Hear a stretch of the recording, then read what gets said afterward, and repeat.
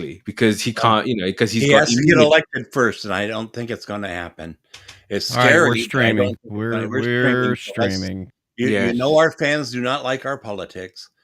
Well, you're not going to find any fan base that's completely aligned with all of your politics. Okay, Audacity, I'm ready to go. Hang on a minute. Let me get... I don't have enough hands. I got to put in Hemrick's... Oh, you're adding to the show notes? Yes, Henrik had sent in a message on... I saw that, but I thought you covered that last week, so I didn't... No, because it says in episode 440, and this is episode 441. Oh, I guess I didn't. Boy. Well, now I have to go make sure you get it in right. I'm trying, I'm going to make a slight thing, but I'm just going to I'll explain to it as it goes when it comes to the feedback, because I've had some feedback from my friend who is looking into Linux and open source.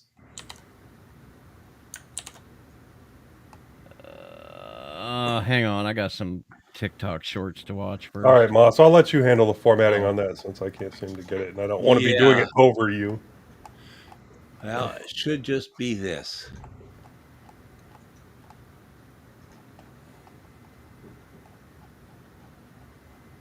Hang on. Okay. It brought the returns over from a text editor. Whoopee. Yeah. No biggie. Have that in seconds. The carriages, yeah, okay. The wraps. Eric wants to start using Markdown. He's so sick of LibreOffice. I just don't get it. I wish I did.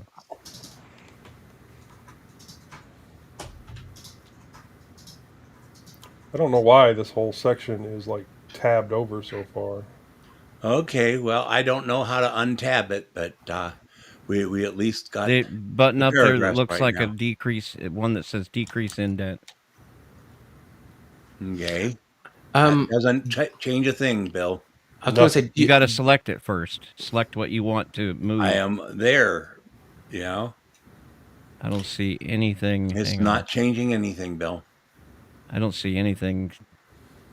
Hang on a minute here. I was just going to say, should I host? It's been a while. Or absolutely, you should host. Okay. I don't see anything selected. So what do we want? You want the whole Henrik Hemren. Okay, so here I select the Henrik Hemren, and then I hit this button right here. It says decrease indent, and nothing happens. Let's first off, let's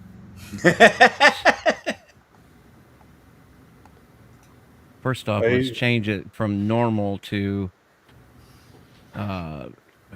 text body. Now we can.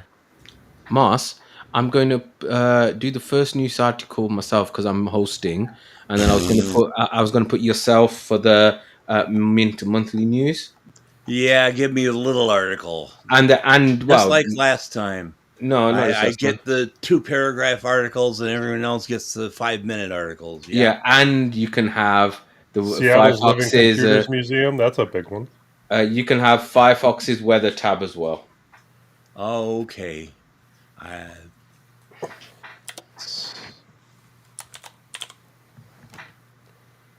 So I think that's fair enough.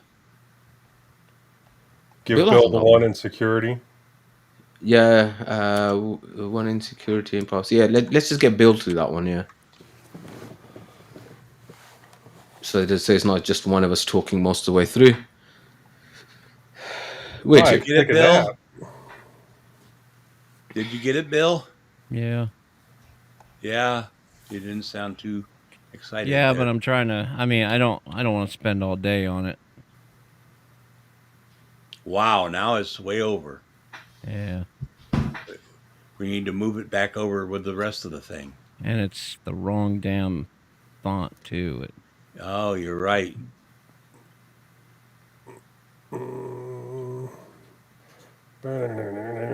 No, it should be 11, Bill.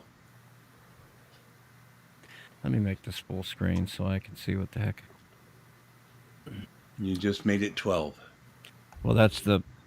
No, our standard is 11. We love you, Henrik. We says do. 11. Henrik always is the first person to like and boost my post on Full Circle Weekly News. And he usually has really good feedback. So He's the first to comment directly on Linux OTC as well. Now you moved your last one over too. Well, it's readable. I guess that's what's important. I'm not sure why it's not behaving. Let me try here just once. There, that's close enough. I don't claim to be LibreOffice expert. Oh, now the rest of it moved over. Here we go. Move that over. There. That'll do. Oh, now this part moved over. Bill. Got to make this stuff so complicated. what's life without a little bit of complication? Yeah, that's true. Keeps us on Boring. our toes. That's what it is. All right, that's close enough. Damn Keeps it. us innovating. Okay, yeah, Audacity. Audacity. Pac-Man. Come on, guys. Waiting on you. Come on, ready? All right. Audacity. If it ever starts. It's not starting. Wait. Audacity is not responding. Crash recovery. Are we going to have another Bill and Audacity don't get along thing? No. I thought that was Eric not getting along. That was with Eric. Audacity. Eric was hating Audacity. Where is Eric today? He's in Pittsburgh. These things all get announced on Discord throughout the week. You know, and I usually watch it, but, you know, it's been a very, very busy week at work. What the hell is going on here? Well, we're waiting on you, Bill. I know, but I'm putting on the pressure. Come on, you got to get it, Bill. Come on, Bill. I know, but I'm having trouble with Audacity. Performance anxiety affects 25% of men. I'm hoping it's more like 50. I hear that percentage increases as you age, so... Well, I don't have any performance anymore, so I don't have anxiety. They make pills for that. No, they got a don't. bottle of them in my desk drawer. No. Doesn't change anyhow. I'm not going there. You never know. My wife might listen. Oh, P-Kill Audacity. And let's try this again. I don't know what's going on here. Well, I am going to kill my Discord. So much murder. I think it's this Easy Effects app. We get it from our cats, Joe. I turned off Easy Effects. Let's see if that...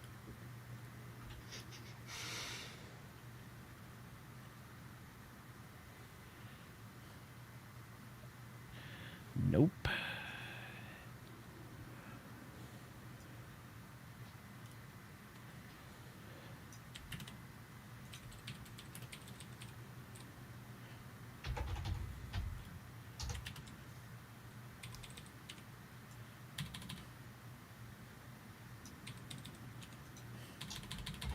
I have come to the conclusion I have Stockholm syndrome. With the NHS? No, England football team. Why not both? No, I actually still quite like the NHS. So it's not really Stockholm syndrome. Yeah, if the government would fund it like they're supposed to, it'd be great. Yeah, oh, that's one thing I'm hoping for. Yeah. Some more money. If Stormer comes through. Well, I mean, the health secretary has already said he's going to restart pay negotiations with the junior doctors. 11 strikes and the Conservatives did nothing. This guy, first day, and so I'm going to go sort this out. I like that can-do attitude. I like it. I thought it was great that Corbyn got more votes in his seat running as an independent than most of the Labour Party got throughout England. Yeah, I have very mixed feelings about Jeremy Corbyn. I do too. But I at least you know what he stands for when he stands for it.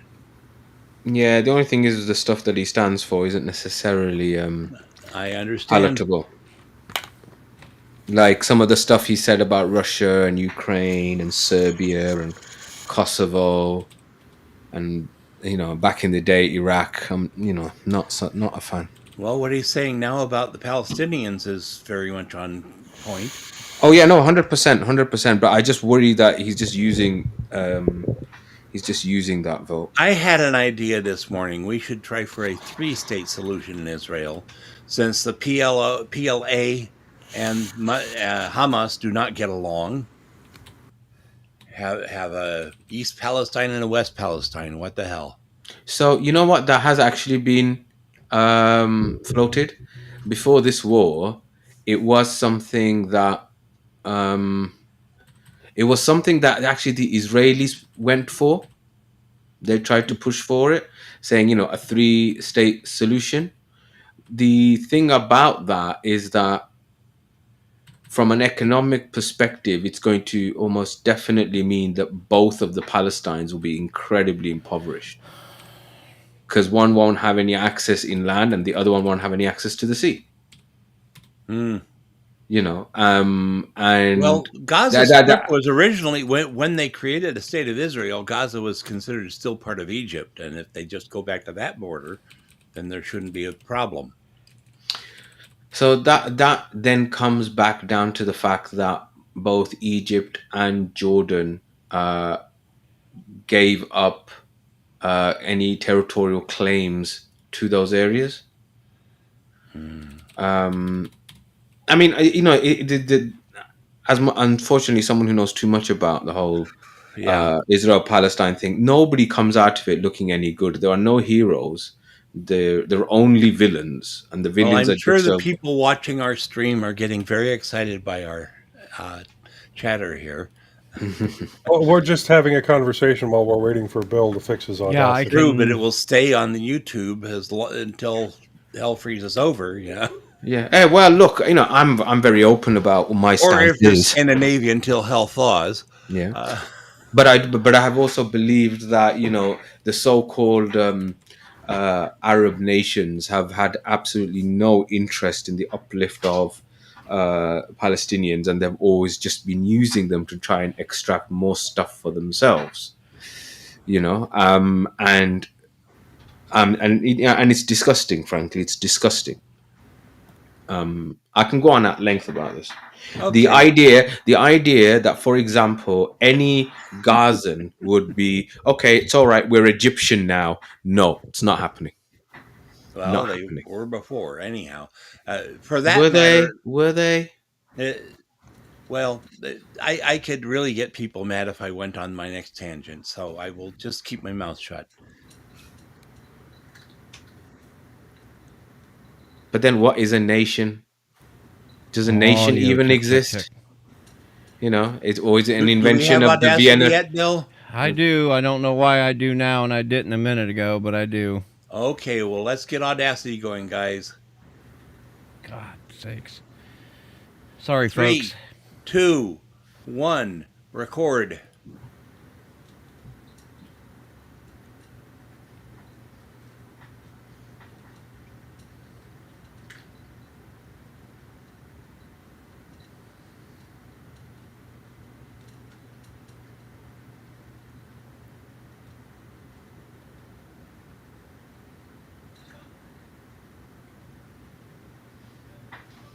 Okay, I'm hearing a lot of background static from somebody. Probably my washing machine and my furnace. No, it's a very steady sound, so I wouldn't think it's a washing machine. Like a fan blowing on your microphone or something. Oh, well, that would be my furnace then. Okay. It'll just be something I got to deal with. Well, my waveform doesn't look very large, but my levels seem to be okay. Audio check. Yep. Let me hear yours. Audio check. Yeah, you're Audio, redlining audio, it. audio. I'm what, Bill? You were redlining it when you did that. Oh, I'm not getting near the red line on my machine. Yeah, you're redlining the. I'm in the OBS. -12 to -8 range. When I back up, I'm not even to the -30. You want -12, somewhere around -12 is what you want. Well, I don't have it, even though you think I'm redlining. That's- I'm not seeing the waveform. Yep, the one on OBS Studio is bouncing around -10, and then when you get Okay. up on it, it's redlining. So, yeah, you're good. Well, have fun balancing the streams. It's not I my always job. do. Mhm. All right, let's do our zeros. 3, 2, 1, 0. Zero. That's about right. Take it away, Majid. Welcome to mintCast, the podcast by the Linux Mint community for all users of Linux. This is episode 441. This is episode 441.5. It's recorded on Sunday, July 7th, 2024. Trying to stay cool. I'm Joe. Enjoying my stay in the tropics. I'm Moss. Soldiering on, I'm Bill. And laboring away, I'm Majid. So, full show notes are linked in the show's description. First up in the news, Mint 22 beta released, Mintly monthly news, June. Firefox has a weather tab. A Seattle computer collection is being auctioned. Proton adds docs to Proton Drive. Linux runs on Google Drive. In security and privacy, KDE Plasmaflow opens the door to unauthorized system access. Then in our wanderings, I think I have overdosed on Schadenfreude. Bill screams at OnlyOffice, Joe has fun with his 3D printer, and Moss makes a mess of things. In our Init sections, it's all about the NAS, Network Attached Storage. Finally, there'll be some feedback, a couple of suggestions, and an update as well. So, the news. So, the biggest news this week, and one that I think a lot of us had been waiting for with bated breath. Link's Mint 22 betas released. This is by Joey Snedden from OMG Ubuntu via Londoner, but it's available. There are many articles about this and videos already, actually, all over the interwebs. Because nobody cares. Yeah, the beta versions of Linux Mint 22 Wilma have arrived ahead of an anticipated stable release in late July, early August, depending on how many bugs, issues, quirks, etc. are found during the formal beta testing period. It's a sizable update. It's the first version to be based on top of 24.04 Ubuntu 24.04 LTS, and inherits all the foundational goodies that release provides. It includes a 6.8 kernel, yay for Bill, new graphics drivers, and Pipewire as the default sound server. But Linux Mint adds plenty of its own spice on top of its Ubuntu base, including a new version of the Cinnamon desktop environment, a suite of core apps, a Flatpak-friendly software store, and a myriad of other substantial changes. Starting off with Cinnamon.2, it's a default desktop, although Mate and XFCE will be available for those who would prefer them, but they are wrong, but those who would prefer them. The search bar shows by default when adding startup applications. New screen lock delay options are 5 and 10 seconds. Workspace switcher supports removing workspace with middle click. Cinnamon Spices now support configurable key bindings. Key bindings are now searchable. User applet support showing user profile pic on the panel. Cinnamon Sessions now have greeter badges. Mint menu gains a science category. Corner bar applet makes click actions configurable. OSK picks up a button to dismiss the OSK. Active VPN connections appear or append padlock to network icons. Many of the default Linux Mint 22 apps also gain features or improvements. Nemo has a new layout and submenus. Matrix is added to the default install. Software Manager hides unverified FlatHub apps by default. Warpinator now has a restart item in the menu. Pix now supports JXL images. Sticky Notes lets you set default screen position. Timeshift Backup now shows confirmation dialog on delete. Xed text editor gains keyboard shortcut to toggle minimap. Redshift removed due to Mozilla Location Service deprecation. Additionally, Thunderbird remains packaged as a deb, albeit by the Mint team. Ubuntu has switched to the Thunderbird Snap and made the Thunderbird deb in the repos a transition package, which reinstalls the Snap build. Web apps made using Linux Mint's Web App Manager continue to use Firefox as before, but the toolbar and menu bar is now hidden by default, but will appear as if when needed. Many of the apps in 22 have been downgraded to older GTK3 versions. This is due to newer builds adopting libadwaita, which Linux Mint isn't enamored with, as it affects integration with the Linux Mint desktop experience. Among apps downgraded to older versions than what are in the ePros, Celluloid, GNOME Calculator, Simple Scan, Disk Usage Analyzer, System Monitor, GNOME Calendar, and File Roller. More general changes in Mint 22 include guest sessions being disabled by default, Pipewire being the default sound server, yay for Bill, less disk space for translations. Default Toast Driver is now libinput, selection of new desktop backgrounds, shutdown timeout is reduced to 10 seconds. Sleep Greeter supports cursor scaling for HDMI displays, and a standalone GNOME Online Accounts app. Also, a bunch of lower level bug fixes, stability improvements, and performance tweaks are, as you'd expect, included as part of the update. But those invisible changes aside, the list above covers the user-facing new features in Mint 22. You can either download it from the official mirrors linked in the release announcement. Make sure you read the release notes. Those testing should report bugs with Linux Mint 22 to the dedicated GitHub, but don't file bugs related to Wayland there, apparently. And there's like your standard PSA here. No one is advised to make a beta release to default OS, but many do. Anyone using the beta will be able to upgrade to the final stable release by installing updates. Similarly, once the final release arrives, it will be possible to upgrade from 22 to 22 from 21.3. Final release of Linux Mint 22 will be supported with security updates till 2029. And work on the next major version, Linux Mint 23, won't take place till 2026. 22.1, 22.2, and 22.3 have all been based on, will all be based on Ubuntu 24.04 LTS. So, yay, we finally have new Mint. Who has tried it out? I've tried it in a virtual machine, yes. How did you find I it? tried to try it, and it's part of my bi-weeklies, so. Okay. So, any initial thoughts, Bill? Yeah, I'm really, the one thing that stood out to me, and I'm going to get into it in my bi-weekly too, is the unverified flat packs feature, which is, in my opinion, fantastic, because I didn't even know half the stuff that I was using on there is actually unverified. Now, it doesn't necessarily mean that it's not a good package to use. It just means that it's not gone through and passed all the vetting that, an official package that is packaged by the maintainer themselves. And for example, Audacity is, and I didn't know this, a non-verified flat pack, because it's on FlatHub, it's a community project put together by somebody. But again, it doesn't necessarily mean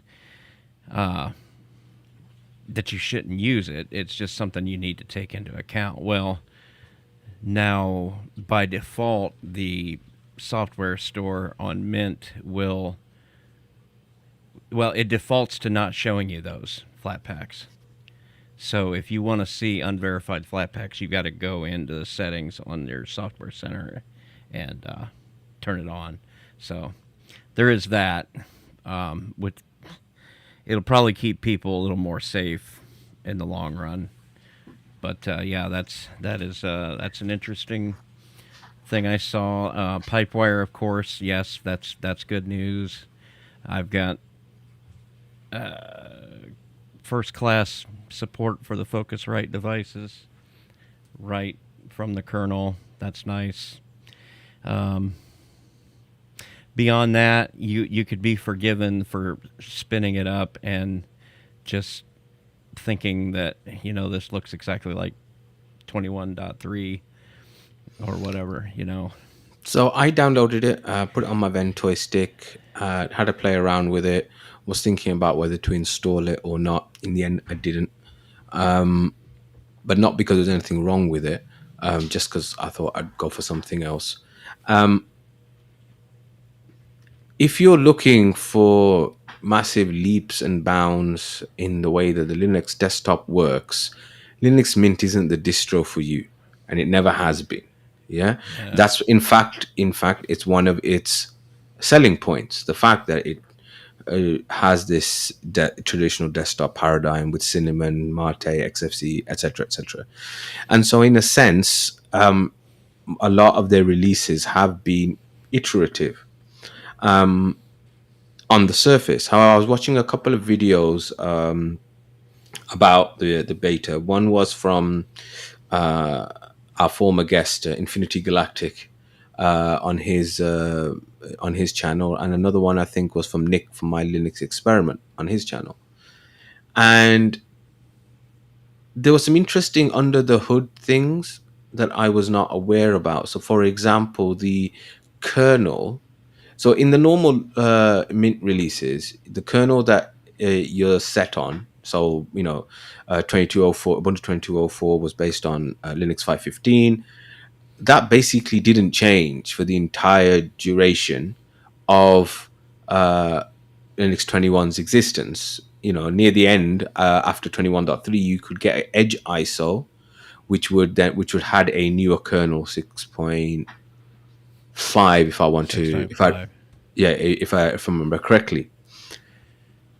I don't exactly know what work it is that they've done under the hood, but now that's no longer the case. So every time that there's a kernel update to Ubuntu 24.04, Mint 22 will also have that update, and so you will have the ability to access newer kernels in a way that you couldn't before. Now, from what I understand, the architecture behind that means that things are structured differently, and I think this is one of the things that, as I said, the under the hood changes. This is one of the bigger ones that's there.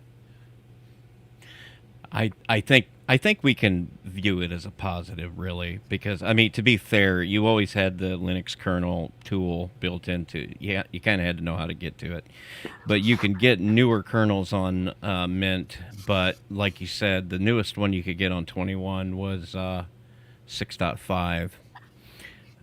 But by default, that's not what you get, and I think we're getting to a point now where there's just so much stuff that's being fixed, and in order to get those fixes, you've got to have the updated kernel, and it's gotten to be a something that we can't ignore anymore. So I don't know. Maybe that's a positive. Time will tell. But yeah, more on that in a little bit, I guess. Okay, go ahead, Moss. You're next. Mint Monthly News, June 2024, from the Linux Mint blog via Londoner. The Mint Monthly News for June was posted earlier today, that's July 7th. It was very brief because the beta is taking all the time of the development team.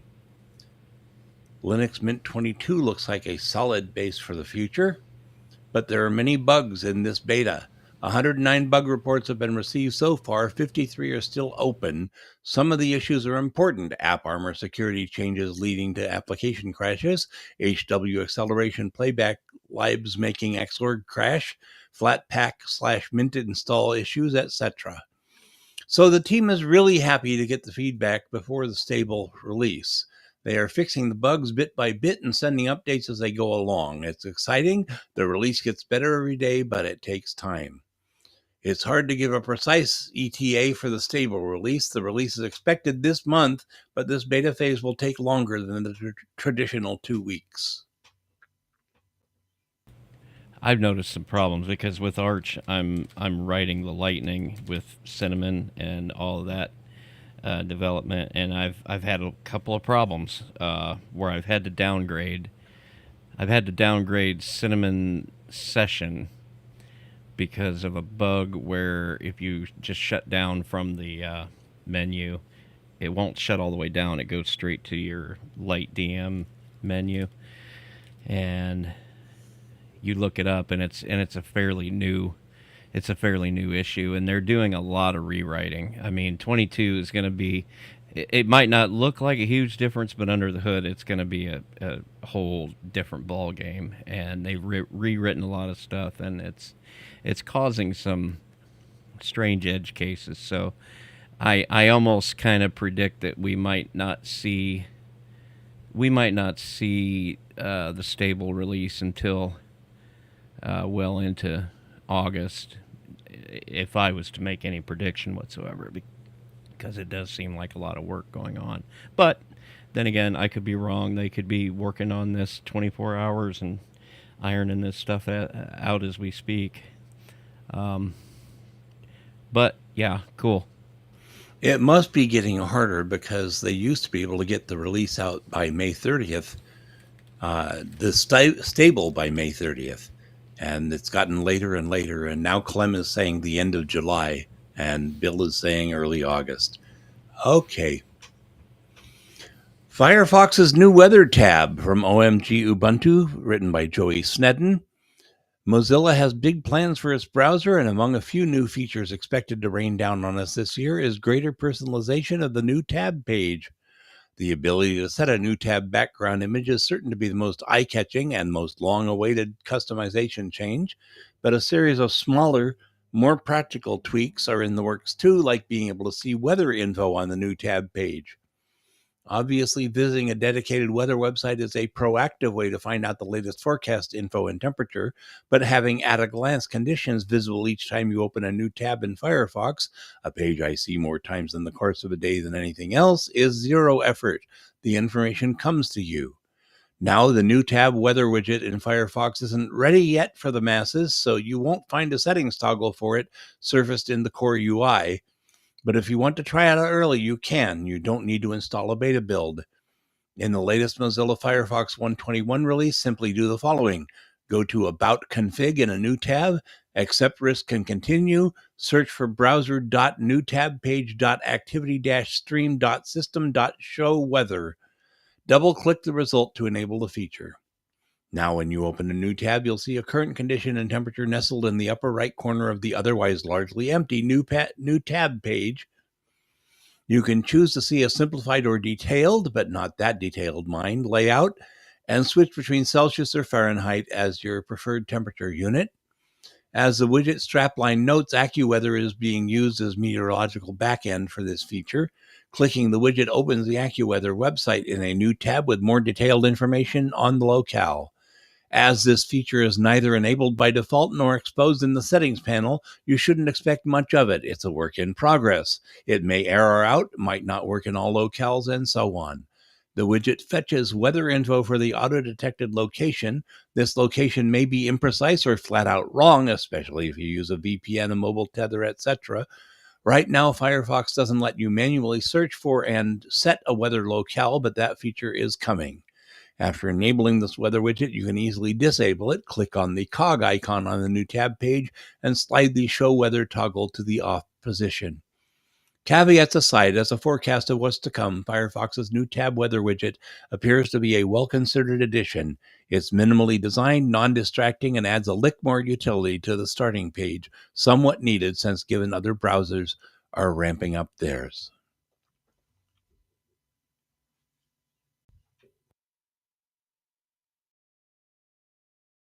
I don't have anything to add to that.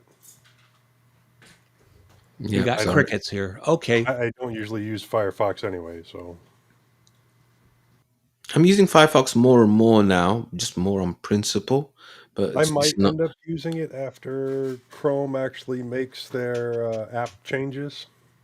What app changes? Oh, they're going to limit the amount of extensions that you can use, or that any specific application or app can use within Chrome, which is going to break things like uBlock Origin. All right, fine. So Well, just as well I don't use Chrome.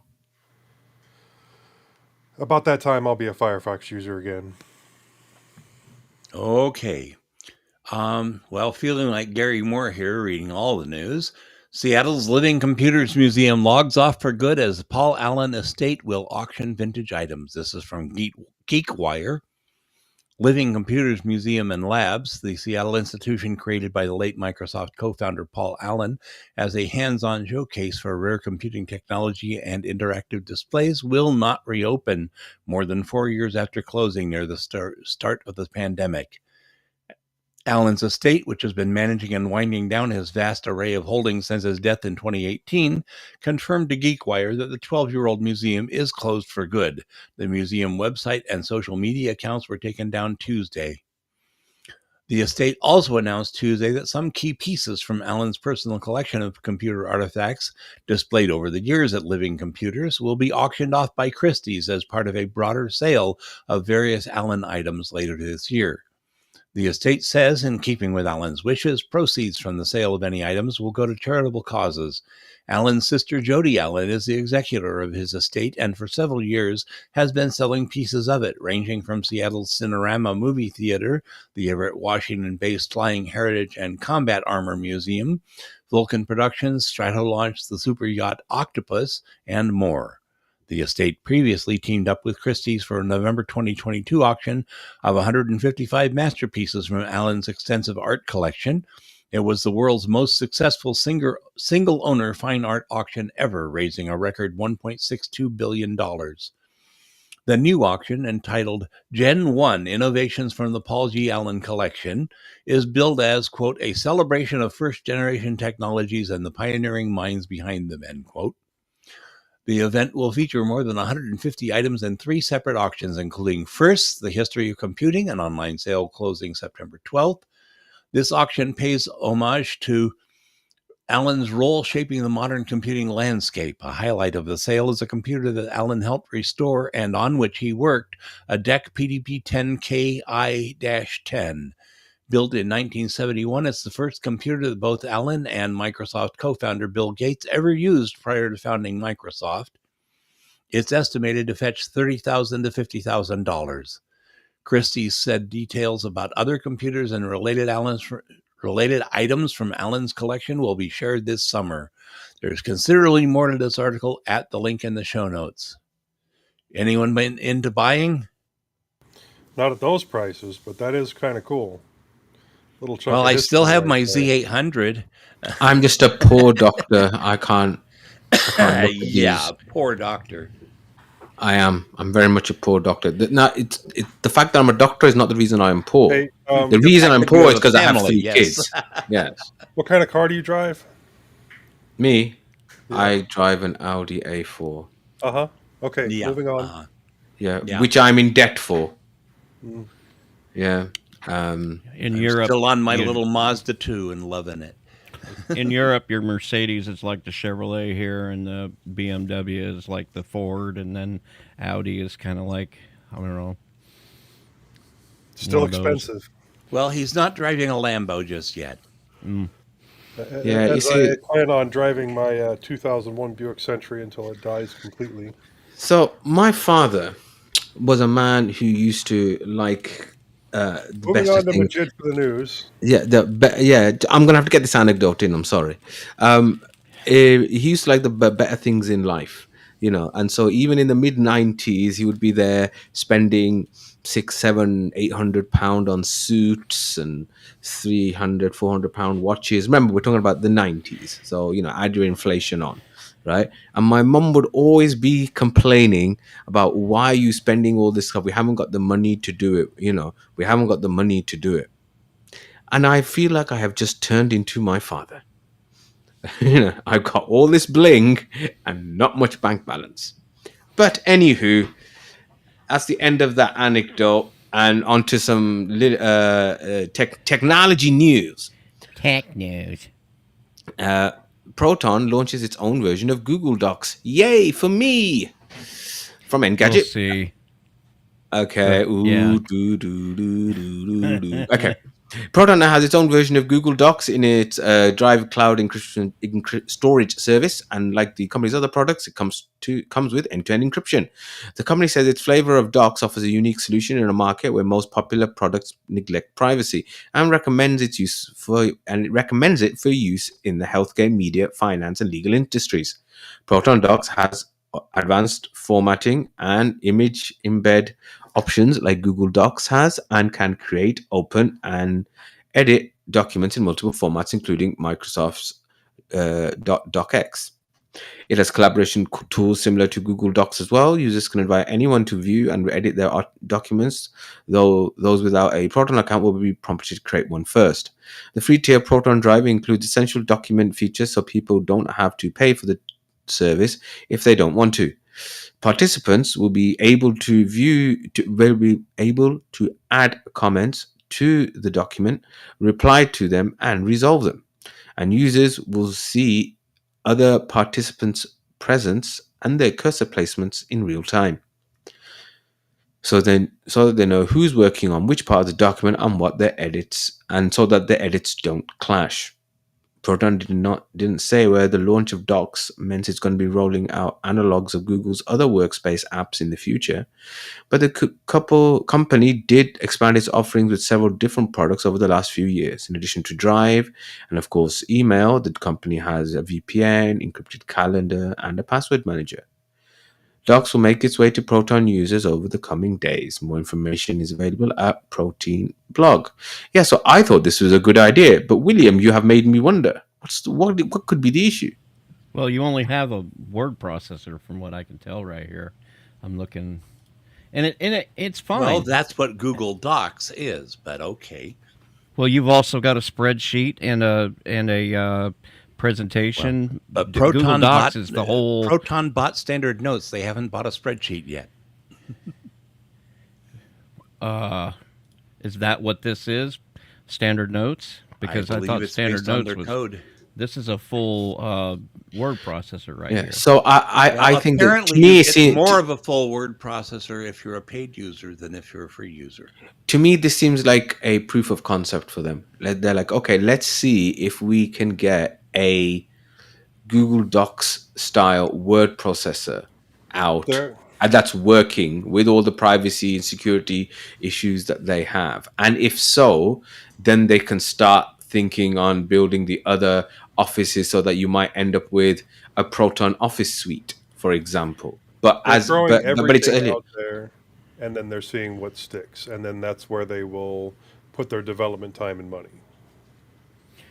It works, though. I'll tell you what. I mean, I am quite sure at some point somebody is going to make the comment when this really gets fleshed out.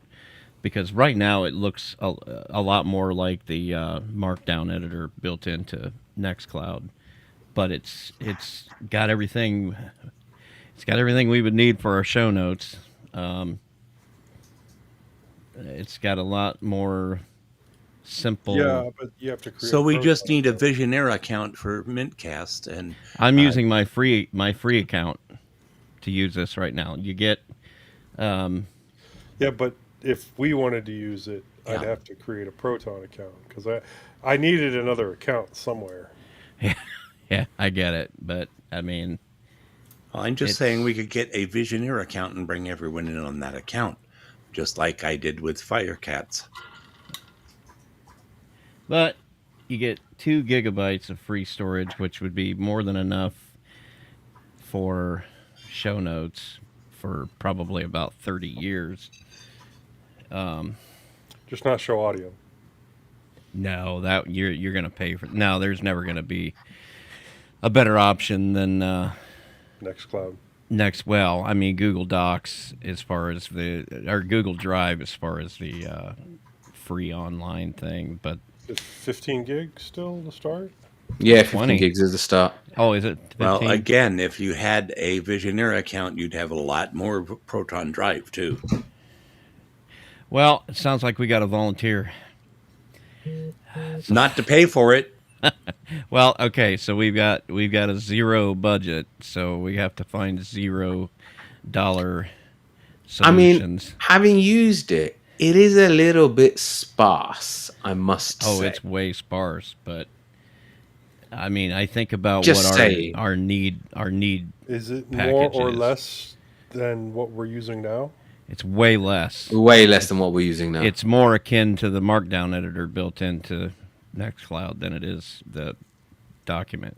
But But it's we also wouldn't have enough. so much trouble formatting the show notes as we do now. Yeah. We'll But make I the mean, we could trouble. start using the Markdown editor now. In fact, Eric has already done that on Distro Hopper's Digest. He would like to start doing that on our show too. I said, yeah, I try to minimize the seismic changes that I push. I mean, to be completely honest, I've never had any real issue with our I haven't one. either, but I mean, like you saw, cases where we're trying to put something in at the last minute and everybody's trying to fix it at the same time, and it gets a little unwieldy because it is a behemoth of a piece of software.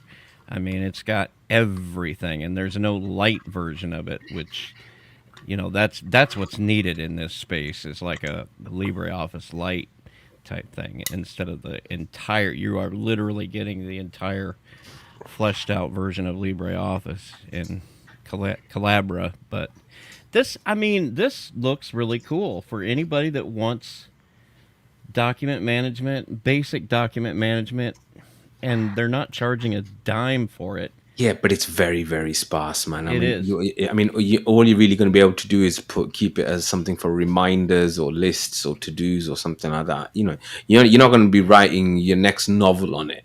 I mean, it's got okay. It looks like it's got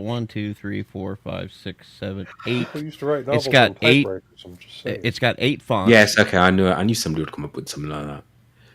and of the 8 fonts, it's got your Arial, Helvetica, Monospace, Times New Roman, which is what has been the standard for writing ever Comic since I Sans. was in school. Yeah. So Anywho, I think we we beat I it to think death. we're beating it to death, and Joe's getting itchy because it's him who's doing the next news article. So take it away, Joe. All right, Linux distro can run on Google Drive. This developer made it happen. No, it wasn't me. From its Foss, the brainchild of Ursai, a student at Purdue University, published a detailed blog on how they were able to accomplish this seemingly ethereal task that was driven by one of their vices, competitiveness. They wanted to create that was something harder, better, faster, and of course stronger than what their friend achieved. Ursai began with an idea, which then spiraled into various stages of creative thinking. They mention it as being on the brink of insanity. When they finally went with running Linux on Google Drive, they started by taking the help of File System in User Space, Fuse, one of my favorite tools, that allows non privileged users to create file systems without the need to edit the kernel code. Thereafter, they got Fuse programs installed in the Linux kernel's init RAM FS while enabling networking. Draka helped with those and chose Arch Linux to build on top of, testing it on a local S3 bucket. Man, the guy's not even here and he just said he runs Arch. Then they moved to That's how that implement an works. existing project that allows for running Fuse with Google Drive into their Arch Linux build, made many fixes along the way, and mounted the drive. After many rsync runs, a successful pairing of Linux and Google Drive was achieved. Of course, everything was not all fine and dandy. Ursai noted extremely slow boot times, relative symlinks not working, hard links were non-functional. Permissions and attributes don't appear to work. Symbolic links to other symbolic links didn't work. Calling for symlinks outside of Google Drive doesn't work. But that didn't demotivate Ursai. They went on to fix the slow boot times with a few tweaks. They even tested their Frankenstein creation on a spare laptop they had lying around that didn't have any storage. It worked just fine on it. Even though they admit that this is a silly project, they are open to the idea of commercializing this for any interested company. offering up the promise of true cloud native computing. Interested in trying this out? If your answer is yes, Ursai's blog is a must read if you want to get your bearings on how to run Linux on Google Drive. If you have any further questions, then you can contact them by heading to their homepage where they have linked their socials. Now, I find this extremely interesting, but I do have some issues with it because I used to fuse mount all my Google Drives and everything. Like any, you know, cloud drive that I had, I would try and fuse mount it to my system. And every time I did, Google would come in behind me, and within a couple of months, they would block that method for fuse mounting the drive. So, Which is irritating because they don't provide a Linux client as such, right. you know.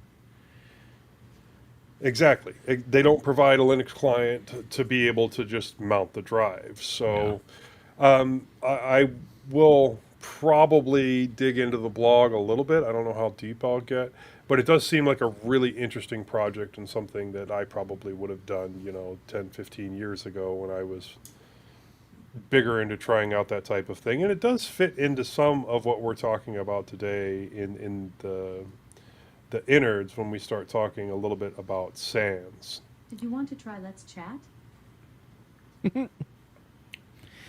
Well, some people might go on to say something like this is just absolutely useless, and why are we doing crap like this? And my answer is, it's innovation and playing around with stuff like this is what helps bring us new technologies to fix some real world problems with. You might not think it's useful to have an installation of Linux sitting on Google Drive, but figuring out how to make that work would perhaps figure out problems that do exist. Think of it from the perspective of a reporter, crossing borders. Sometimes they get their hard drives confiscated or things like that. What if they never had a hard drive? Right. All they have is a bare bones thin client that connects to Google Drive, which is accessible anywhere in the world, almost anywhere in the world. And voila, anywhere they go, they have it. Okay, their computer dies. That did absolutely nothing to the setup that they had on Google Drive. They grab another machine, they set it up, and voila, they're up and running again. Go ahead. And this is why we tell all new users that they should start with LFS and work from there.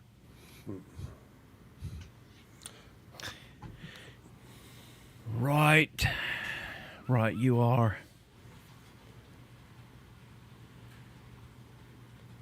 And you're muted. Nope, can't hear you. Okay, so if there's nothing more on that, time for the security and privacy. Take it away, Bill. Yeah, I'll take the first one. KDE Plasma, I guess there is only one. KDE Plasma flaw opens door to unauthorized system access. And this is from Cybersecurity News via Londoner. The KDE development team has issued a critical security advisory warning users of a high severity vulnerability, that's CVE 2024-36041, affecting the KSM server component in the Plasma desktop environment. This flaw could allow unauthorized users on the same machine to gain access to the session manager, potentially enabling them to execute arbitrary code upon the next boot. So the technical breakdown of the vulnerability is as follows. The vulnerability lies in the way KSM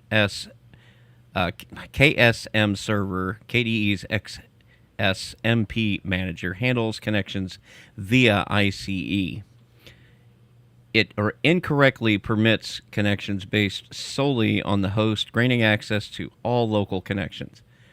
The loophole could be exploited by a malicious user on the same system to hijack the session manager and run unauthorized code when the victim user logs back in. The KDE development team extends their gratitude to Fabian Vogt. I apologize. Vote For identifying the vulnerability and contributing to the development of the patches. Affected versions and mitigations are as follows. Users of Plasma 6 and Plasma 5 are both vulnerable to this flaw. To address the CVE 2024-36041 flaw, KDE has released updates and patches for both versions. So for Plasma 6, update to Plasma Workspace version 6.0.5.1 or apply the provided patches if you was compiling it yourself, I suppose. For Plasma 5, update to Plasma Workspace version 5.27.11.1 or again apply the provided patches. Additionally, ensure that the IceAuth binary is installed to enforce proper authorization. Prioritize your security. Update now. KDE urges all users to update their Plasma installations immediately to protect themselves from potential attacks. This vulnerability is considered high severity as it could lead to a complete compromise of a user's system. And So this is a physical access attack. So two things. yeah, Number one, update your stuff. yeah. Number two, don't let anybody else touch your stuff. Good old conventional wisdom suffices here. But yeah, do update your software, folks. If for no other reason than this. All right then. Well, that's all there is in the security and privacy. So we're now off to my favorite part of the show, the bi-weekly wanderings. Yeah, I suppose Bi-weekly wanderings, starting off with a certain bill. a certain bill. It hasn't been passed yet. Man, it just keeps on coming. I was going to say, who's going to pay it? Wait a minute, are we talking about Bill being constipated or something? No, I take Metamucil 6 tablets a day. You betcha. Okay, so my tinkering this week is it is and has been marked with mixed results.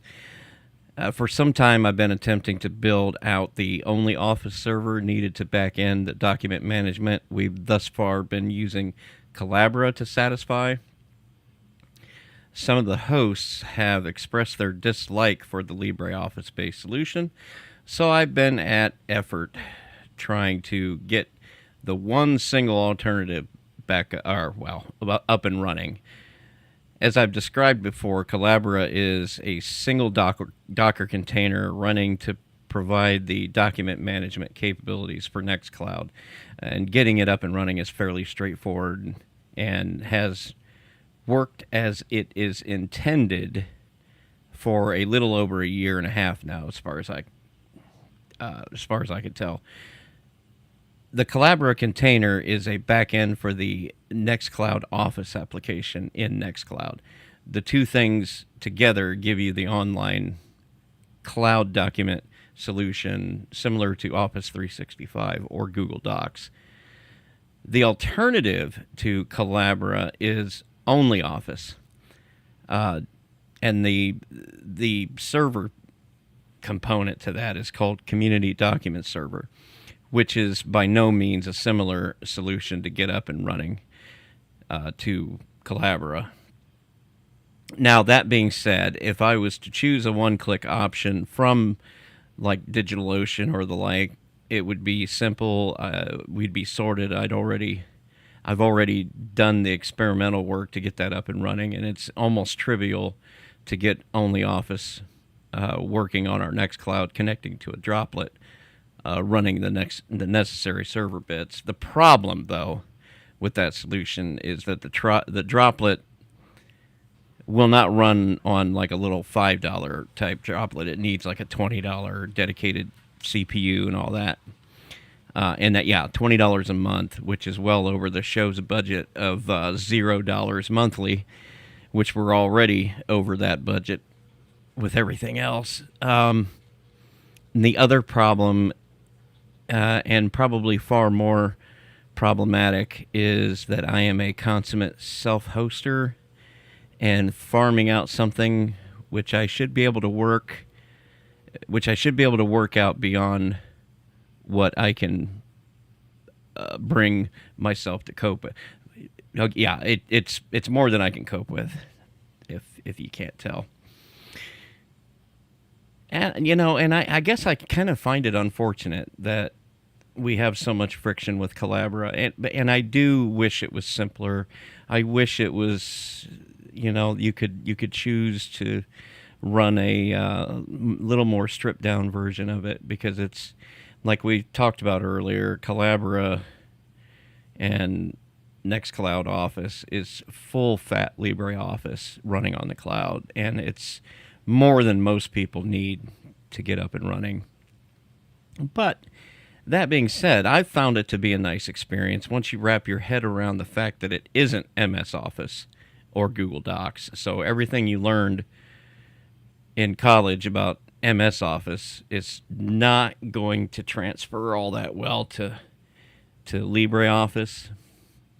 I used to think it did, but when I've gotten into like documents that had different formatting as you go through, there is some pretty huge differences. It's really nice that we're not using Google for this. It's really not nice that it's not working well. My point is that I think it works the way it's supposed to. I just think that we don't know what that's supposed to be is, because we've been. I mean, when I was in school, they were teaching the Microsoft Office class was one of the prerequisites for every major out there. They called it something like Introduction to Microcomputers or something like that, but it was really Microsoft Office. Whippersnapper. When I was in school, we were on manual typewriters. Oh, well, when I was young and in school, yes, that's what I learned to type on, was a Remington Rand, you betcha. And then, of course, to be fair, we did I took one 9-week class of typing in 9th grade and have held on to that skill my whole life, and I'm very thankful for that, because I don't know if I could do any of this if I didn't know how to type. I couldn't imagine doing these show notes, hunting and pecking. But but you do get the Microsoft Office way of doing things pound into your head, and then Google Docs comes along and says, you don't need all that crap here, and it works brilliantly. And now here comes this Proton Docs thing, which looks like it's enough, but we'll keep an eye on it and see how that goes. I did not know about this when I wrote my show notes. Okay, so on the positive side, I've installed and have been testing Mint 22 beta, albeit on a virtual machine. I can tell you the experience is actually kind of nice. I'm digging the Pipewire support and enjoying some of the little niceties here and there.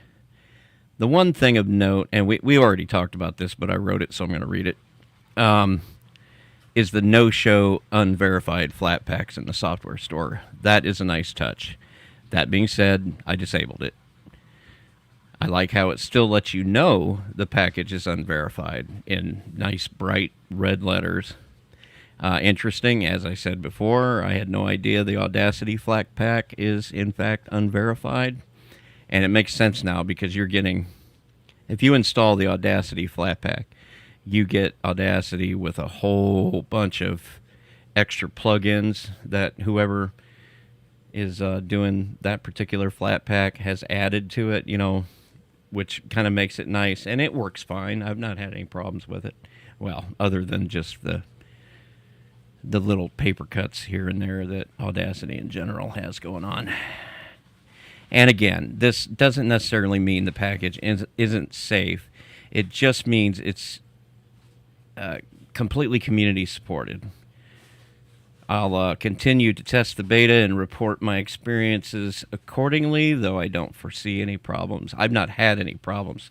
I've not had any of the problems with it that I've had running this new version of Cinnamon on Arch, which I've not been willing to give up because once you get Arch up and running, it's a little hard to give up because you basically made it yourself. But anyway, that's all I got. What you got going on, Joe?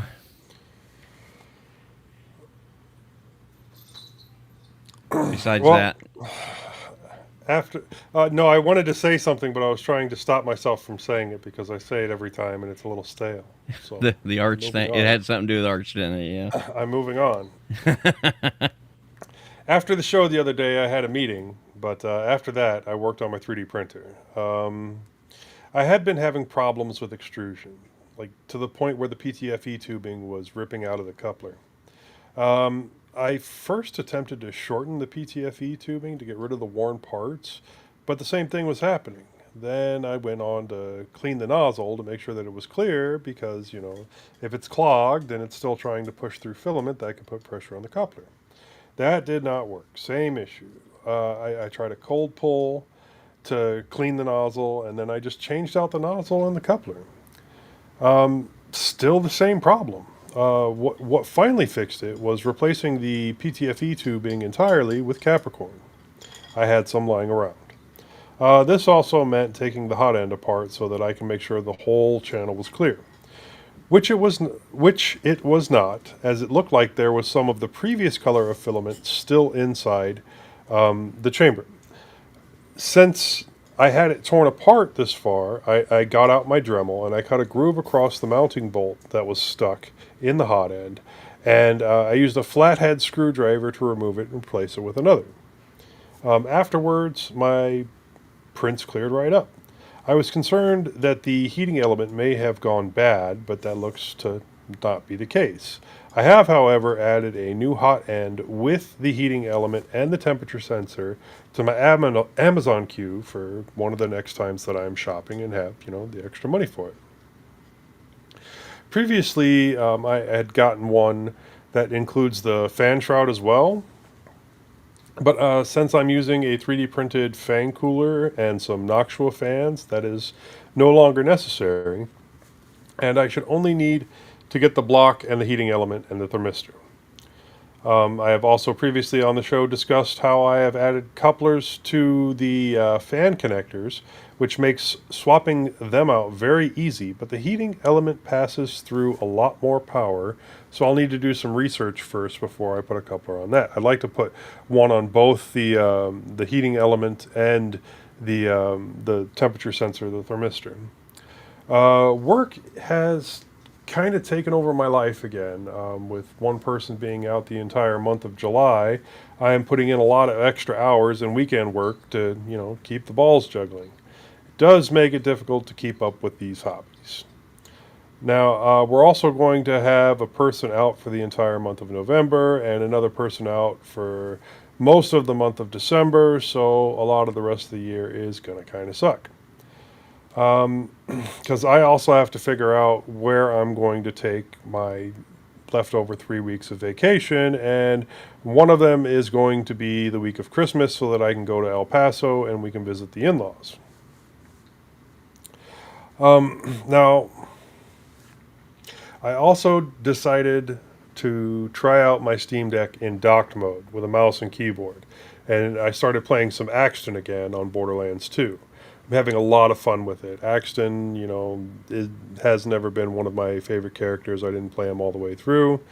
Well, I played him all the way through, but I didn't get him up to, the OP levels. The resolution looks great. I may tweak it a bit, and I did have to put on a USB extension cable in order to use my wireless mouse and keyboard to keep the connection, because when it was in the hub in the back, it just wasn't reaching. And since then, I've had zero issues with some in-depth play. I also found an interesting article talking about how Waydroid will eventually be built into SteamOS. I can see where that would be awesome. I have a couple of games that are on Android that I love to play, that I would love to play on the deck, like GTA Vice City Remastered, which is only available for the Switch and on Android if you have a Netflix account. I do already have a version of GTA Vice City, but the remaster just looks so much better. Also, Knights of the Old Republic, which I have on Android but not on the deck. It's a classic game and it's really awesome to play. In the meantime, I have found a script that does the work to install it, and I'm debating giving it a try since there are, some caveats, such as needing to reinstall and rerun the script every time the SteamOS updates, and the script breaks whenever there is a kernel update. Now, moving on from that, Jackie, my wife, got me a Palm portable keyboard made for Palm handhelds. Looks like it's never been used. With some research, I was able to find a project showing how to add a module to make it Bluetooth. It's a pretty good looking and definitely a solid feeling foldable keyboard, and the project looks really interesting. The parts for this person's build required the ordering of parts from AliExpress, since some of the switches are not available on Amazon and the 3D prints are made for those switches. I mean, I could redesign everything and try my own way, but the cost is not too bad, and all I have to do is wait a couple of extra weeks for the stuff to arrive. I will let you know how it comes out in the end. I think the only other thing that I will have to order is some solid core wire. I should have everything else on hand. It's just something I find interesting, a nice little mix of software and hardware work. So I don't think it'll take me long to put together, especially since, all of the software work's been done, and there'll basically be some checking on my end to make sure things work the way that I want to, and maybe a minimum of changes made. But still, it gets the, I think I'll be using the Arduino IDE to load everything up. So it'll be interesting. I'll let you know how it goes. And that's kind of it for me. Moss? Okay. Well, I messed up. I wanted to install the beta of Mint 22 and thought I did everything correctly. If anyone knows how to install a distro, it should be me. I selected SDA4 as my partition to install to. Somehow, and I don't know how, it installed instead to SDE, which was my main backup. Yes, I lost my entire backup drive, and it didn't have the temerity to tell me. I only found out because when I rebooted, the grub handler was on SDA1 and it couldn't find anything on SDA4. And I had to find where it did install, and by gosh, there it was on SDE. I could not boot anything no matter what I tried. My Mint 21.3 and Bodhi installations were not even findable by anything I tried to use. I had to reformat my SDE drive, copied everything I had backed up on other drives, lost only about 5% of my files, mostly old podcast files that I was only saving for no particular reason, vanity, things like that. So I'm okay about that. But then I had to completely reinstall Mint 21.3 and Bodhi 7 app pack, and a couple days later did the same for the copy of KDE Neon User Edition I also had on that drive, which I was trying to replace with the Mint 22 beta. That's where the Mint 22 beta should have gone. Everything is back to normal in SDA and SDA3, SDA2 and SDA3, and I just have a few things to log into before SDA4 is fully restored. That's an old comment. I think I finished up SDA4. So my Neon is running again in full. Next time I install anything on this machine, I will turn the backup drives off. That is the lesson I learned. As they say, experience is directly proportional to ruined equipment, but I sure wish this hadn't happened. I still haven't really checked all my music files to see if I got everything restored, but I have them backed up so many different places. I should be able to get everything done. I had a lovely interview with Ken Fallon for HPR, and it turns out he had me sing a number Although it would have been better had I been prepared for it with one of my own songs, it turns out that the song I performed was not Creative Commons licensed, so we have to do the interview all over again. The interview was mostly about Full Circle Magazine and Full Circle Weekly News, but of course we got talking about Distro Hoppers Digest, mintCast, and everything short of the Man in the Moon. I'm toying with the idea of an HPR podcast of a bunch of computer folk songs I know. Again, I would have to check on their licensing status before I could do them. That was a mess. It really was. We had a great time, except for some reason, Ken Fallon saw my email address, Bardmoss, and was dyslexic and thought it meant my first name was Brad. Anyhow, he'll get over it. I'll get over it. I have a Pine Time on order. It seems to have moved to New York, so it should be here soon. I'm still reading all the books I'm involved in, 3 of them allowed to my wife and the 4th allowed to my best friend via phone, as well as I guess I'm down to about 5 books by myself. I am real interested in that Pine Time, so I will be interested to see what you've got to say about that. Well, there are 2 ways to buy a Pine Time. One is the developer's edition where you actually have to finish the assembly yourself. I did not get that one. No, I wouldn't have any desire for that. But it was only $24.95. How can you go wrong? I mean, a real digital watch for what you'd pay for a bad digital watch on Wish. That's the thing about Pine 64. Their stuff is relatively, for how long of a supply chain you've got to deal with to order stuff from them. Their prices are really good on this stuff. Well, didn't they say that they're not making any money on their hardware at this time? They said any money that they make is being donated to open source providers. And that's fantastic. More of that. Well, that's it for me. We can babble about Pine Time all we want to, but I think it's Majid's turn. So, I am genuinely happy and I am genuinely hopeful for the future because what could you possibly be talking about, Majid? Because thankfully, no politics on the show, Majid. So thankfully, this week the Great British Public voted out our conniving, stealing, incompetent bunch of conservative Tory charlatans and drifters and neo-fascists out. And we now have a Labour government. New group of corrupt Well, I mean, there is the usual refrains about corrupt politicians and everybody's in it for themselves and all that. And I'm not so naive as to believe that now everything's going to be sunshine and roses. The world is still difficult. There's still no money. You know, all sorts of things are going around bad in all sorts of places. But firstly, it was a genuine change election. You felt that a lot of people were a bit more clued up. People were more wised up. Some people were good at voting tactically. I have a anecdote of when I was in the hospital that I work at. We used to have a clinical director who, frankly, was he wasn't a nice guy. And not only was he not a nice guy, he wasn't particularly good. He was quite incompetent. He was never available. I used to call him the absentee landlord. And, you know, it really made me wonder, and a couple of other people wonder about what there was a future at that institution, whether it was worth us moving on somewhere else. Anyway,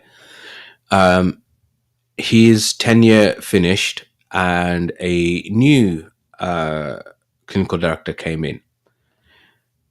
And you may say that I'm biased because the new clinical director is a friend of mine. I'm not going to say like a close friend, but, you know, someone, you know, we know we'd been out on a meal and stuff like that before.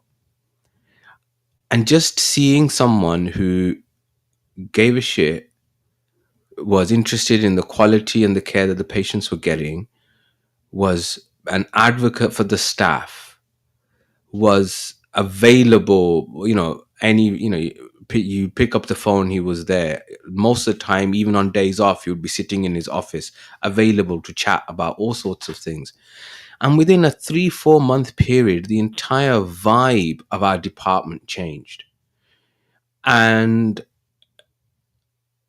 I thought to myself, if in just a hospital small department, your whole atmosphere can change from being run down and negative to something which is a lot more positive with a change of management, then maybe that's true with the country as well. And so this is where I say I'm cautiously optimistic. I might be completely wrong. In fact, I probably am. Otherwise I'd be a Bitcoin millionaire. But I'm just, at a time where life can be very, very negative and you can't see the way out, to see something which at least has the possibility of turning out something good, at least if I think that's something to be welcomed, if nothing else. Majid, I saw where Wales is completely Tory free in Yes. terms of their seats. That was incredible. Yeah, there isn't a single Tory in Wales. Fantastic. Anyway, all right. I suppose I've talked a lot about politics already, and in a podcast in which we're not supposed to talk politics.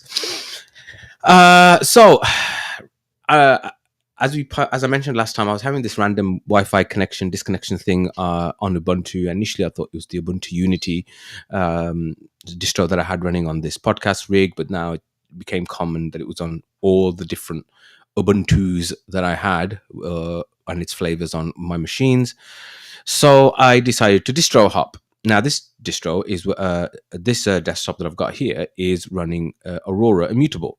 It's been working quite well, actually. I mean, I'll be honest, I haven't really pushed it through its paces, but it just seems to work. I've not had any major breakage or problem yet. And so I thought, why not try Silverblue, which is the GNOME-based immutable distro, on my laptop. The installer isn't the most intuitive. It's the old Calamaris installer. And after a couple of tries and it finding and not finding different hard drives in different partitions, I decided, okay, forget this. And I was going to go to the Linux Mint Beta 22, because that had just come out. But I also remembered our discussion last time when we were talking about what's the best Linux distro or desktop environment for the new user and a lot of the things that we talked about. And made me remember that I hadn't used Zorin for a long time. I mean, easily 7-8 years, maybe even longer. And thought, why not? Let's try that instead. It's comfortable. It's easy to use. It's got a slight oddness to the theming. Like the overview has a white background rather than the normal black background that you get on GNOME. But it seemed to be a reasonably known quantity. It's still based on 2204. I'm not getting that weird Wi-Fi connection disconnection bugs. I didn't try their kind of pseudo Windows layouts, because if I wanted to use Windows, I'll use Windows. I am becoming more and more of a GNOME workflow type person. And so, yeah, it seems to be working quite well. They've got KDE Connect on there, rebranded as Zorin Connect. That seems to be working all right. They've got some interesting default software though. Bracero was on there, and I'm thinking, who's got a DVD drive these days? Yes, what a surprise! Moss has a DVD drive. But yeah, so it's been working fine. It's been working well. It does what I need to do. So let's see. So I shall continue with that for the time being. As I mentioned last time, I have bought a NAS, network attack storage. I'm still finding my feet in this field, and I'm sure I'll be talking about this in the innards a bit more. A little update on the gentleman doctor who had come on asking me. I'm calling him the convert, who came asking me about Linux. You know, he has apparently moved a lot of his stuff onto open source, but he's still having issues with MS Office. He is fully invested into Proton, however. And then he asked an interesting question, which was, can I run Linux in a VM on my Galaxy Tab S9 Ultra? And it was something that his apparent by his daughter, who's into cybersecurity, had done. I don't know why she had done it. I actually lols. huh? Pardon? For the lols. Well, no, I did wonder if that's what it was. So anyway, I did actually ring him and I spoke to him actually, and I said, it's an interesting question. Why is that something that you want to do? And he was like, well, no, I'm thinking, if I could, get used to using Linux on a VM, on an Android device, and then, see if it's something that I'd want to try out full time. And I was like, well, why don't you just put it on a VM on your normal laptop then? Because wouldn't that make more sense? But I think it was because of the fact that his daughter had managed to do it, which has made him think how. Now, I had a couple of about a year ago, managed to install Debian XFCE through Termux on my Galaxy Tab S8. And it literally was for the lols because I never used it again. The second I'd done it, I never used it again. Do you guys do any of this kind of stuff? And if so, why? I have, because especially around the time of Linux on Dex, I didn't have a device that would do Linux on Dex, so I was trying to set it up myself.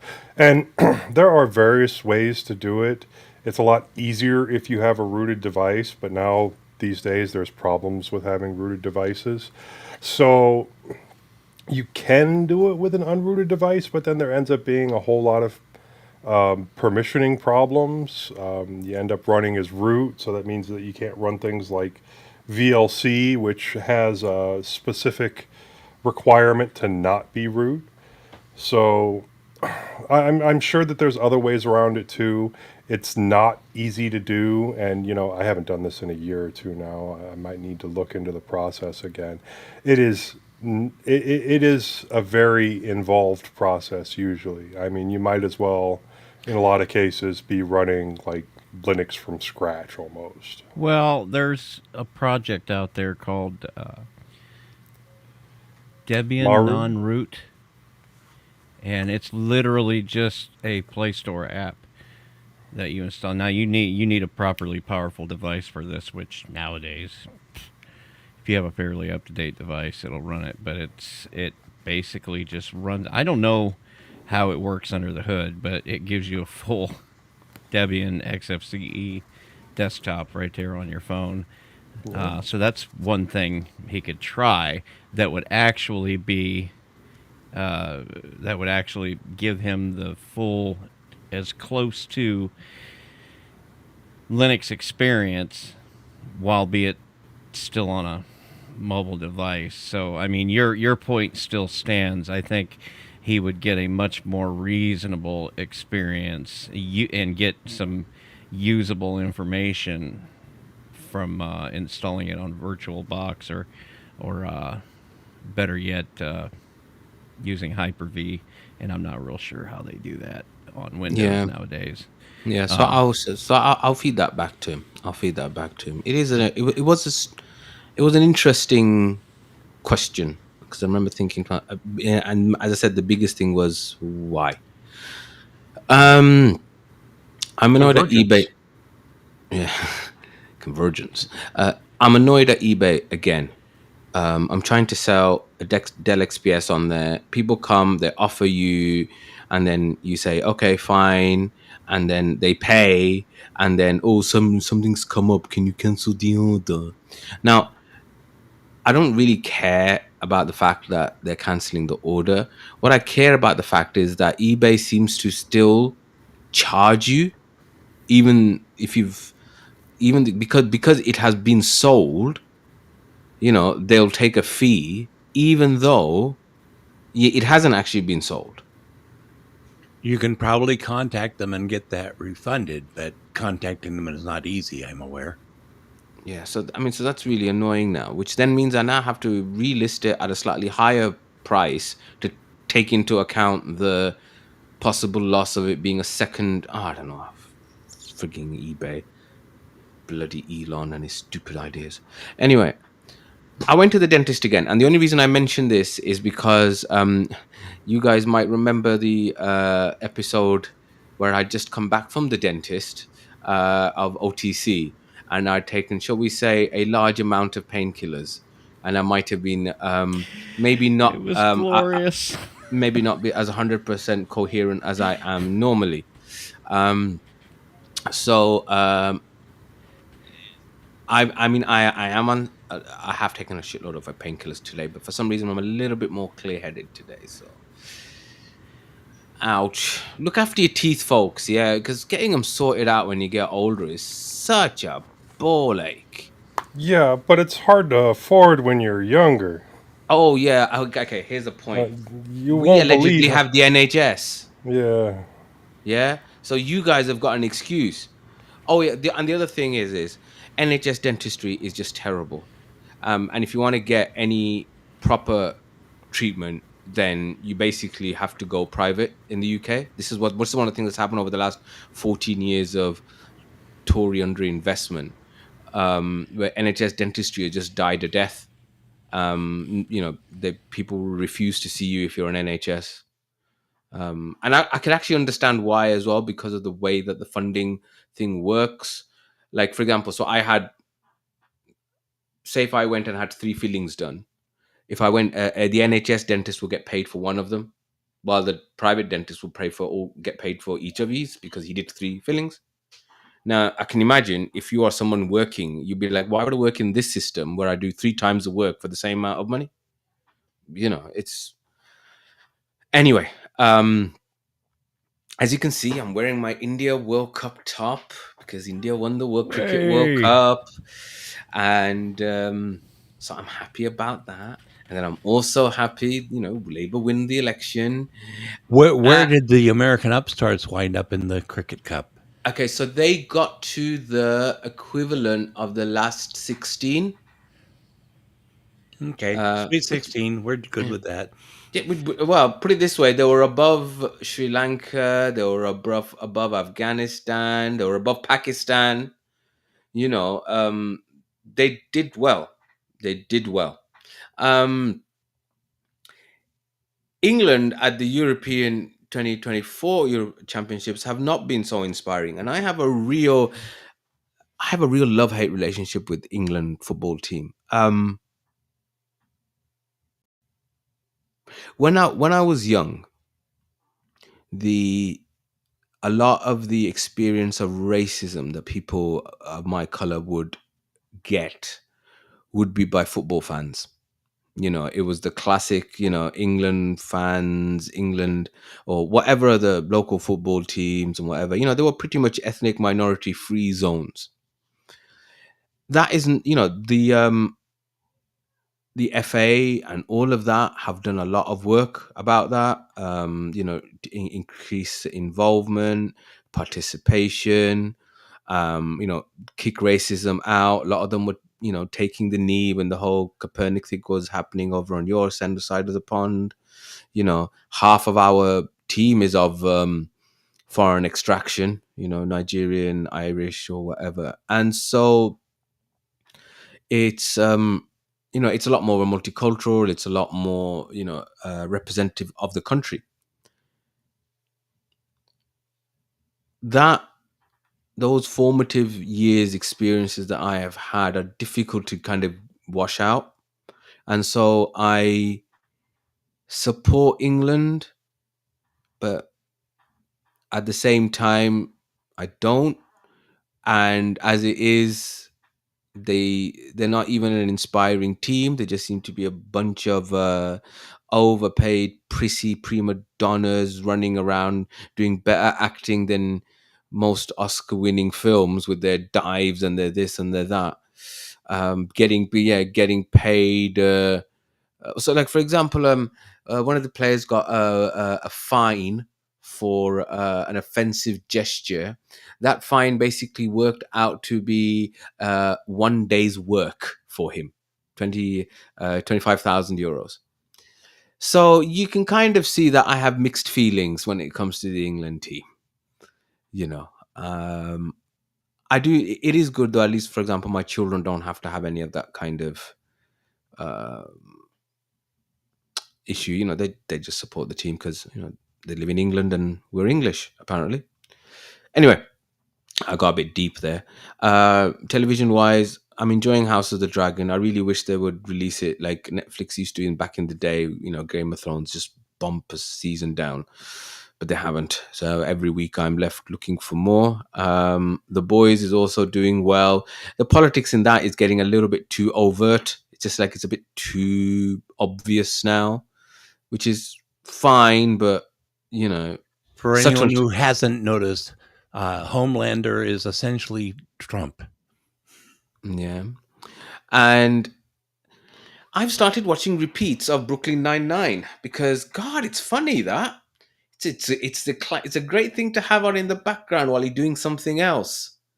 Um, Other thing I haven't put in the show notes, there is a Indian series which has made is fifth no third season has come, called Mirzapur. So for the people who watch that kind of thing, I've been told it's really good, although not as good as the first two seasons. So that's another TV thing I'm going to be starting. Majid, I have discovered that YouTube is running 24/7 the WeOn channel from India, which is an all English language Indian channel. Yes. Okay. So the WeOn channel is the equivalent to Fox News. Oh, really? It's a lot saner than Fox News. It is if you're going to look at the spectrum of the political spectrum, that's where it is. I do my best to avoid WeOn News as Okay. much as possible. That's good to know. But every other Indian English language channel I've seen keeps dropping into local dialects. Try NDTV. NDTV? Yeah. Okay. Well, I did finish this season's Doctor Who just this morning, so I thought it was pretty good.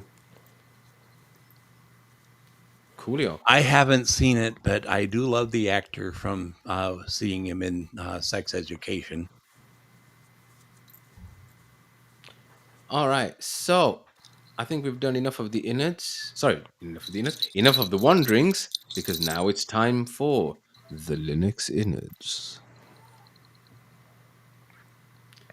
So on the innards today, we're going to be talking about NAS, and I'm not talking about NAS, the local drug dealer that you go and get your pop from.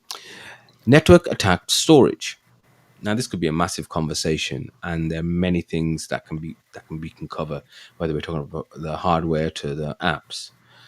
So when you look at the gospel according to Wikipedia, network attack storage, or NAS, is a file level as opposed to block level storage data storage server connected to a computer network, providing data access to a different number and different types of clients.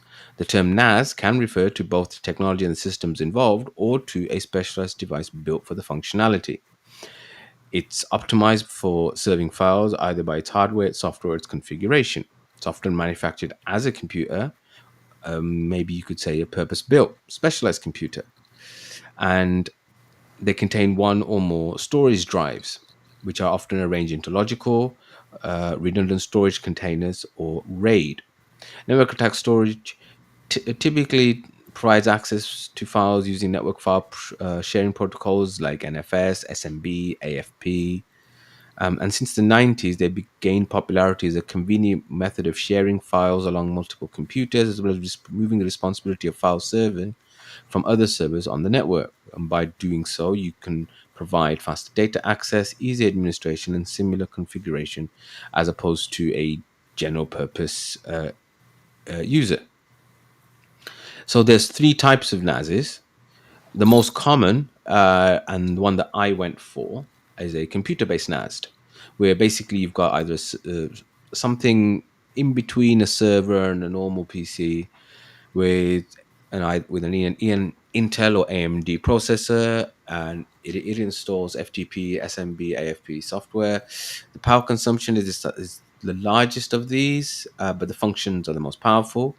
Um, there are big manufacturers like Synology, which is the one that I've got, and QNAP. Asus apparently also makes some of these. Now, this is also where people make your own NAS type of scenario, where what you've got here is where people will buy old hardware, maybe a old Dell Optiplex or a ThinkCenter or something like that, and will install a NAS operating system, whether that be Linux, whether that be True NAS, something like that, and then use that I to. think this portion of the article was specifically for manufacturers making NAS. True. Yeah. I'm just saying that those would also come into that, won't they? You're using that Yeah, in it the would be same that way. same type. Still a computer-based NAS. Yeah, yeah, yeah. But Because it's the purpose built for yeah, NAS. It's not a computer that's general purpose that you buy it and then make it into a NAS. These are devices that were built for the so specific the other purpose. type of NASs that you manufacturers make are embedded system based NASs. You would choose an ARM or a MIPS processor architecture and a real time operating system, or an embedded operating system to run a NAS server. The power consumption of these is reasonably low.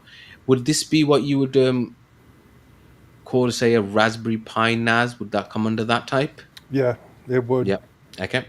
And then there's the ASIC based NAS, which is provisioning NAS to the use of a single ASIC chip using hardware to implement the TCP and IP file system. There's no OS on the chip, as all the performance related operations are done by hardware acceleration circuits.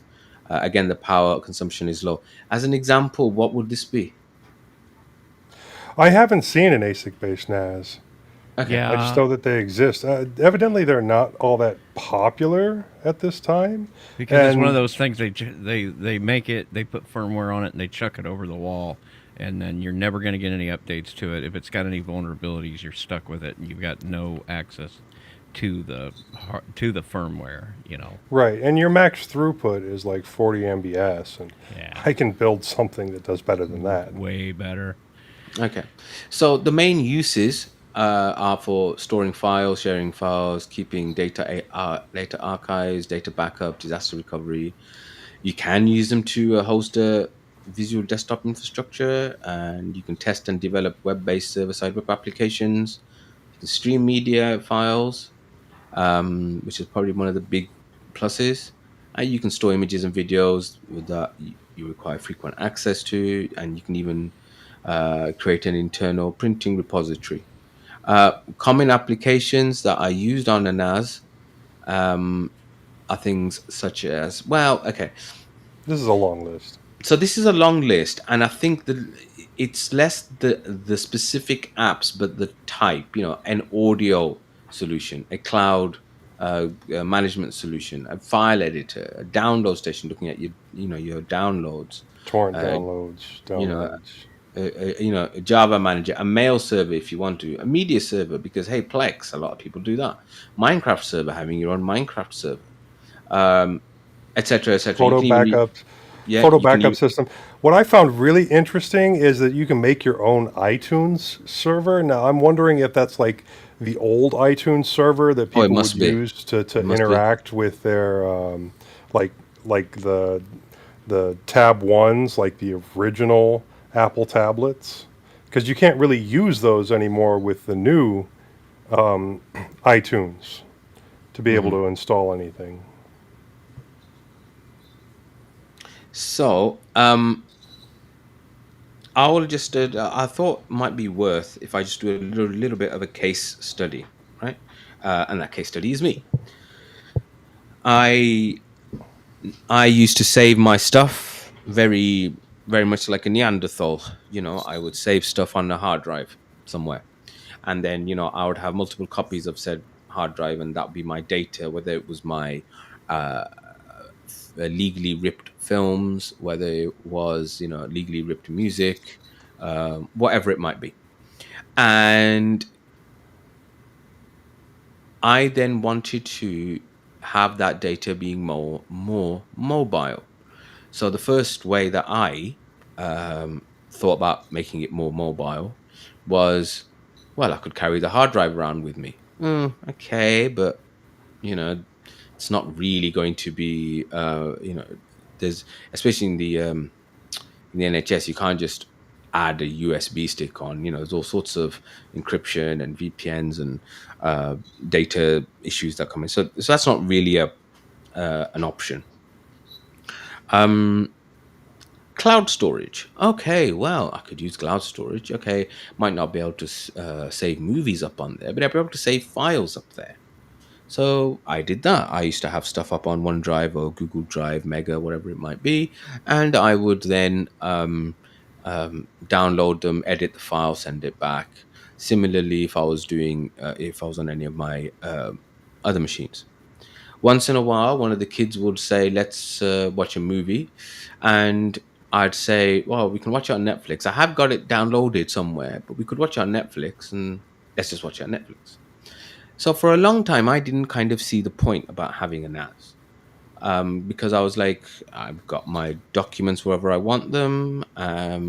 Most physical pieces of media that I have that I've ripped are now available on streaming services, which I pay for. Why do I need one? Um, and then I thought, I thought to myself, but it would be good if I had everything all connected up, so that at least those on my local area network, those on my own LAN in my own house, would be able to access my my files and my photos and my films and things like that. And so my first try of doing this was using a Raspberry Pi. I had a Raspberry Pi. I even bought 256 gig uh 256 gig thumb drive, and connected that up, and a 256 SSD card to try that. And I got a bit stuck because I did not understand networking. I still do not understand networking and port forwarding and this and that and the other, and that kind of died a death. And then in the end, I thought, I'm just going to pay the money and buy something, and so I bought this Synology. Now, the Synology is, as we've already discussed, it is very much a mini computer or a mini server, if you want to put it that way. It's got a big hard drive. It has a web-based interface. Now, I'm not sure what OS it's running. I think it's actually running Windows Server, actually. But the interactions that you have to it are through a web client called DSM. Go on, Joe. Oh, I was going to say gross. I know. Well, Windows. I know. I was a bit surprised, I actually, thought to be fair. Synology ran their own stuff. So they have their own stuff, as in the apps that you have, that you get when you are onto their web interface, and does all the stuff. But yeah, it seems like the underlying OS is Windows. I don't know. I might be wrong, and frankly, I suppose it doesn't make a real difference because I don't interact with any of that sort of stuff. I interact with the apps, which are the file manager and the uh, whatever. And now, I still have to get used to um, the NAS life, as it were. That it's not just the same as just having a hard drive that I can access somewhere else. I need to do more with it. So I have got plans of, photo backup, Plex, another one, Home Assistant. These I've got these ideas, all of which I should hopefully be Yeah, able to do now. I'm very interested in Home Assistant. I do want to dig further into that just Yeah. to help with some home automation. But yeah, I see So where I'm you're coming from. I'm conscious I've spoken a lot already. What about you guys? What have been your experiences with NAS, and you know, Well, what do I you think? wanted to kind of expand a little bit on what you were talking about because I know the time frame where you were talking when you were storing things on like Google Drive and things like that, and a couple of other services that were just offering awesome amounts of storage online for free or extremely low cost. And then as as individuals, data usage increased, and then the prices started going up because businesses wanted to use other people's hard drives too, since it was low cost, and so prices just shot through the roof comparatively. It was about the time a lot of people started building their own NASs or buying up NAS hardware. But yeah, I tend to do a lot of these actions just on my server as opposed to having something dedicated, which would then be a NAS. Yeah, when we first started thinking about doing this topic, I thought to myself, well, one of the first things I want to delineate in most people's minds is the difference between the sort of chicken and egg difference between NAS and cloud storage, because most cloud storage Yeah, is I think that's a NAS, good. Yeah, I think that's a good and one to get into. Explain that right. properly for us. So cloud storage is a sort of type of NAS, or it's one of the purposes you might build a NAS so that you can, let's say you have many different machines that you want to have access to the same data. And it doesn't necessarily mean you're going to have an internet facing thing. The easiest way to set up a NAS is to simply just run a machine and then set up Samba, which is kind of an open protocol for sharing files. And the reason I say Samba is because right out of the box, you're going to be able to connect all of your Linux machines and all of your Windows machines to it, because it's the SMB protocol, which is, Windows has been building or Microsoft's been building into Windows for a very long time, and it works fine. It even works fine to like set up Kodi and stream your media from. Yeah. Now, I've had some bad experiences in the past with SMB or Samba, but it's been a long time. I'm sure it's come a long way since then. But all of the issues that I had with Samba really kind of pushed me over towards SSHFS, which is, I guess, really a Linux thing. So it works for me because, all my machines run Linux. But there's a couple of other protocols as well. What is it? NFS, Network File System, things like that that will allow you, or SFTP as well, which will, I think you can also do a fuse mount with. Yeah. So Really, SFTP is just, it's FTP, file transfer protocol, over the same protocol as SSH. So that's a you simplistic way of thinking about it. That's Well, you get the it's the benefit of the easiest. encryption and things like that. Right. But I do remember when SFTP started being a thing, there was this big old push talking about how the guys that made SFTP had to rebuild it from the ground up because of all of the issues there were with FTP at the time. So it's not like they just slapped SSH on top of FTP. Yeah, I guess what I mean is that you've got the benefit, you got all the benefit of file transfer that you would expect to have with FTP, And then you've got the benefit of some of the security Encryption. features that SSH has, like the ability, first and foremost, the ability to use encryption keys, like GPG type keys, to have access to the file storage, which is something you won't get with just run of the mill FTP. Which again, FTP's fine by itself if you're talking about an infrastructure that never touches the outside internet. If you're talking about a NAS that is sitting on your home network and yeah, it's connected to the router, but it's not, there's no port whatsoever pointing towards it, allowing it any access to the outside internet at all. It literally just sits on the home network. FTP, I mean, any of these protocols is fine. And then we could run another innards entirely about the different ways that Oh, yeah, you all the can run a backup, just a backup.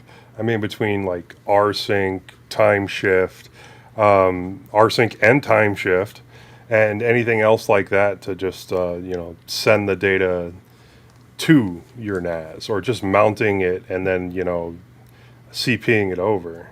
And time shift that Joe's talking about, that's actually a tool built into Linux Mint, and it is a fantastic tool for just automating backups, and it will connect either via rsync or using the Btrfs. If that's the kind of file system you've got, it'll use the Btrfs tools, and it is a fantastic tool. We're lucky to have that by default on the Linux or on the Mint desktop.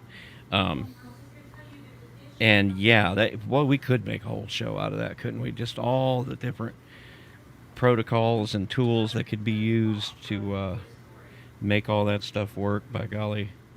Now, if it is going to be internet facing, there is where you are opening it up to a whole new world, because now you have to have safeguards in place. If you don't want to just set up a NAS and say, okay, I'm just going to run a Samba server. It's like the easiest way to set up something, get file sharing going, and I know everybody will be able to connect to it. Yeah, that's fine. You don't want to just forward a port to it, which, like in the case, if you was going to use SFTP, you could just forward port 22 to that device, and then literally just connect to it via your external IP address, :22, and then you've got access to your file system. I wouldn't do that, because that's... Oh, yeah, you can mix your security from obscurity with some proper passwords and encryption, and maybe two-factor authentication. So Yeah. I definitely wouldn't use port 22 directly. Yeah, I'd bind it to something else. Yeah, but that's just But because even that's that the first doesn't... place people look. And you need to...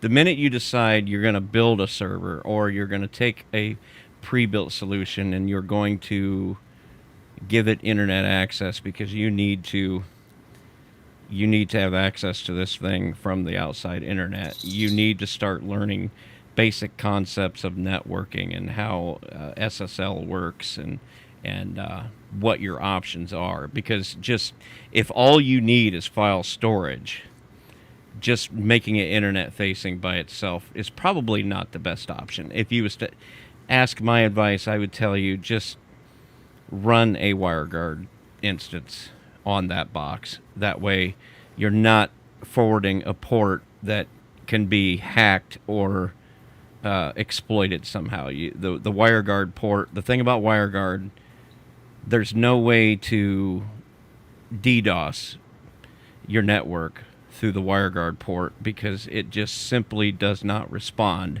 unless the client has the proper encryption key. Nothing will happen unless you are able to make that first established connection. Now, That would be my way of doing it. Yeah, and we've already discussed some on the DIY stuff, and honestly, it will save you a lot of money in the end if you do a DIY, but it is going to be a lot more work because you're the one that's going to have to install the operating system, you Yeah. know, something like TrueNAS or some BSD system or some other, you know, just something, preferably something that's pre-built for it. I mean, you can do it yourself with installing the, what is it, the NAS kernel configuration uh, thing. I can't even remember what it's called off the top of my head. But the kernel module specifically for NASs.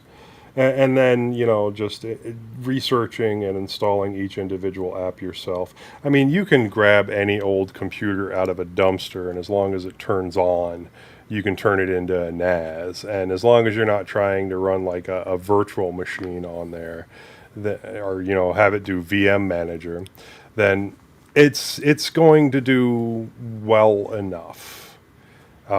The expensive part of that is going to be the hard drives if you Oh want a yeah. lot of storage. But, you know, if you're buying a pre-built, it's going to cost, you know, a couple $100, and the more drives it has available to it, the more it's going to cost, and the cost goes up quick. And that's without drives in it. So then you're going to have to turn around and buy those hard drives anyway. And then we could have another whole conversation once again on the different types of like raids or no raids that you can So, use. Go ahead. so what I did when I was coming up with that of shall I build my own or shall I just buy one? In the end, I went for the I'm just gonna just buy one, and so I got a Synology DS223J, which has two bays for about £180, and then I bought a 4 terabyte Seawolf, Ironhide, Seagate, whatever, you know, the hard drives. And I found in the house that I actually had an extra 1 gig hard drive from somewhere. God knows where that turned up from. Um, 1 gig or so 1 terabyte? sorry, 1 terabyte, sorry, 1 terabyte. And so I thought to myself, actually, this is probably enough for me, actually, at the minute. And I don't understand their. I mean, they're trying to make it as easy as possible, I suppose. The web interface for people, but I haven't got my head around that just as yet. I was the one thing that stopped me from doing the build it your own was literally, I think, 2 days earlier. I'd been at work and I was speaking to one of my juniors, and he was talking about how he had a NAS and this and that, but it had broken, and you know he hasn't had a chance to fix it. And he's kind of like, I was like, "So which one did you get?" And he had done the build it your own, and so I got the idea that if you're using the build it your own, you are, you are its tech support because you made it. And so if you know what you're doing, great. But as we have all very much understood, I do not know what I'm doing. So I thought, okay, this is the killer for me. I'm just going to, buy from Amazon, which is what I did. Okay, and I think, yeah, we have it in the show notes, you know, to discuss our own experiences with NASs, and I think we kind of covered most of that. Unless Moss, do you have anything you want to add? No, okay.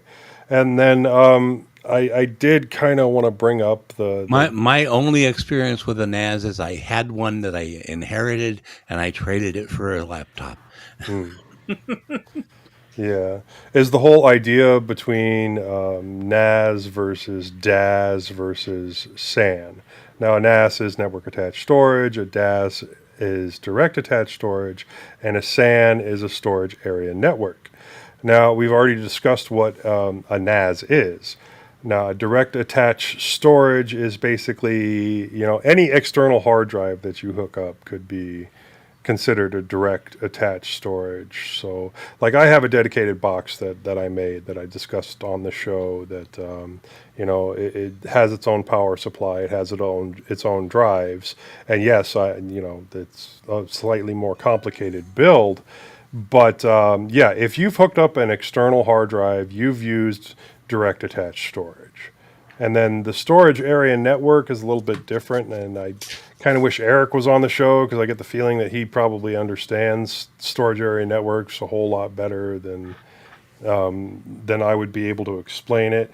But it could be over a broad area, but it's mostly for with a storage area network, you can make it look like the hard drive is actually mounted locally. You can format it, you can run an operating system from it, and all that jazz. Kind of like what that guy did in that write up with Google Drive. So that's one of the reasons that I kind of want to look into it.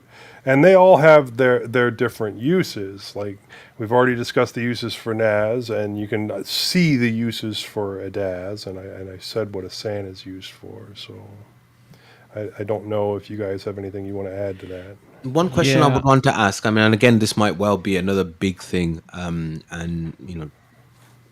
what is the advantage or the disadvantage of having a NAS as opposed to having a full home server? I haven't got a home server, by the way. Well, the NAS, it being dedicated hardware, if your server, which you're running various things on, goes down, then your NAS would still be available for other systems to use. So if you're doing any type of experimentation or anything, and like I said, the NAS would still be available even if the server has an issue. I guess that would be the main. I would say, like, take for example, if we were to self-host all of our own audio files, where not only are we handling the website and the RSS feed for our show, if we were going to also feed those files out, we would want something separate from the only thing it does is serve those files. That way, because you're gonna end up with a lot of IOPS going on, a lot of input output communication going on between the storage and the rest of the machine, and you would kind of want that separate from the server that might be actually doing the website or doing our Nextcloud and things like that. That is an unlikely scenario because we would, as long as we don't have to, we're never going to do that. But it's a good example of when you've got data that's being hit a lot, to where the back and forth on the storage is using a considerable amount of hardware resources. You would want that separate from all of the other applications and server resources going on at the same time. As it is right now, we are able to host our websites and our cloud storage, and that machine's actually, you could call it a NAS. It absolutely is, because it's running the Nextcloud. Everybody's got access to a portion of that file system. And that's all it's dedicated to? It's not running anything other than well, that? no, it's running a lot. Actually, the one that's running the Nextcloud is actually also running 2 other websites, and then the Mumble server. So it's a server with NAS functionality. It's got, yeah. Well, I mean, both of these servers have Samba servers running and SSHFS, so that I've got different types of access here in the house. Yeah, I mean, I can understand where Majid is saying that, because my server has that type of NAS functionality, and I'm not going to buy a separate NAS specifically for that, or even build a NAS for that, because I'm going to end up running everything from my server anyway. And especially if you use like Docker containers, that's another thing it helps to learn how to do when you're getting into servers, getting into NAS, is learn Docker, because a lot of your, well, let's talk about this for a minute. Your distributions that specialize in running a NAS server and perhaps other types of services on top of that would be things like TrueNAS, which I think is TrueNAS BSD based. I think yeah. And then there's a free version, TrueNAS Scale, which I want to say one of those is switching to Debian as a backend or something. I could be wrong about that. But on the Debian side, you've got things like Open Media Vault, which is a purpose-built Debian-based system that's got a web UI, and its purpose for existing is for NASs, but it'll also run a lot of different. It's got an interface that'll handle like Docker containers, and you can actually even change to a kernel, like a what's that distribution that's just made for containerization, and that the Proxmox. You can get the Proxmox kernel on there, and then you've got in-tree support for ZFS, and then it's got graphical tools for managing ZFS. One of the only graphical tools that I'm aware of, real good for Linux, that handles ZFS and all the stuff you can do with that, or excuse me, ZFS. And again, you can either set that up just for home use, or, there's a lot of different methods for exposing that to the internet or getting access to it from the internet. I'm not sure what to point people towards. You think maybe it's a good idea to start with something purpose-built and kind of wrap your head around the whole process of connecting to it? Starting out, or do you think people should just jump right into trying to build something? I think it depends on their finances because, like I said, you can find an old computer just about anywhere or have one lying around. And even if it's an old laptop and you're only running like 100 gigs of storage, you can start learning on how to, connect to a NAS, how to do the routing and everything else. So unless you've got the money to spare, use what you have and build it yourself. You'll learn a lot more. Yes, it will be more difficult, but unless you've got that $400-500 to spend by the time you're done with hard drives and stuff, then yeah. Because the main reason I would ever steer somebody away from a purpose-built, closed-in, lockdown system is just the fact that you are at the mercy of the vendor as far as like software updates, firmware updates, and all that stuff. You are absolutely at their mercy when it comes to that stuff. And once they stop providing updates, you're your own IT guy again. Yeah, and I have heard about this, that certain old Synologies, for example, are no longer supported, and so there be dragons. I know, and I remember a couple of people, and it was relatively, considering that these are often long-term solutions, and you're going to have them for a long time. Maybe if stuff's only supported for say 5 years, well, that's actually quite significant because you're not expecting, you're not. You would have thought your NAS would last for 10. Do you know what I mean? It's kind of. I've heard. It's another one of those situations where the hardware is still good, but you can't get proper software for it. So, or it might still work, but you have no idea if this is one of those things you got to get it right, because if it's going to be internet facing, or even if it's not internet facing, because you got vulnerabilities that find their way around, through third parties, and that. What I mean by that is one device gets owned and then connects to the home network, and then I don't know what they call those type of vulnerabilities, but it is a true to life scenario.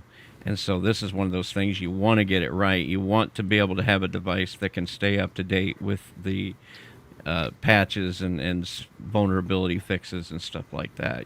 So that would be, if it absolutely has to be easy, then I guess it is what it is. But this is something you need to consider when you're deciding whether to go the easy route or the hard route. Sometimes that easy route will bite you in the long run. So,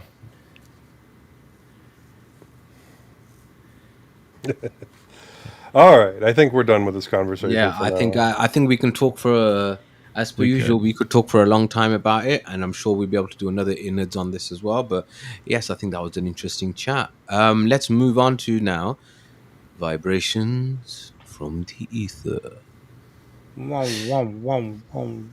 So I just put as the first vibration from the ether, although it wasn't specifically addressed to us. My friend, the convert, as I'm calling him, um, and yeah, so he, as I said, he is now at a stage where he's got rid of most of the big things. He's not using Chrome. He's not using.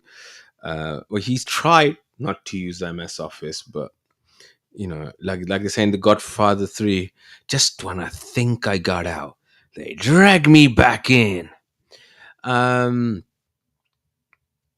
and yeah, now he wants to, um, run Linux in a VM on a Galaxy Tab, which we discussed a little bit in the bi-weeklies.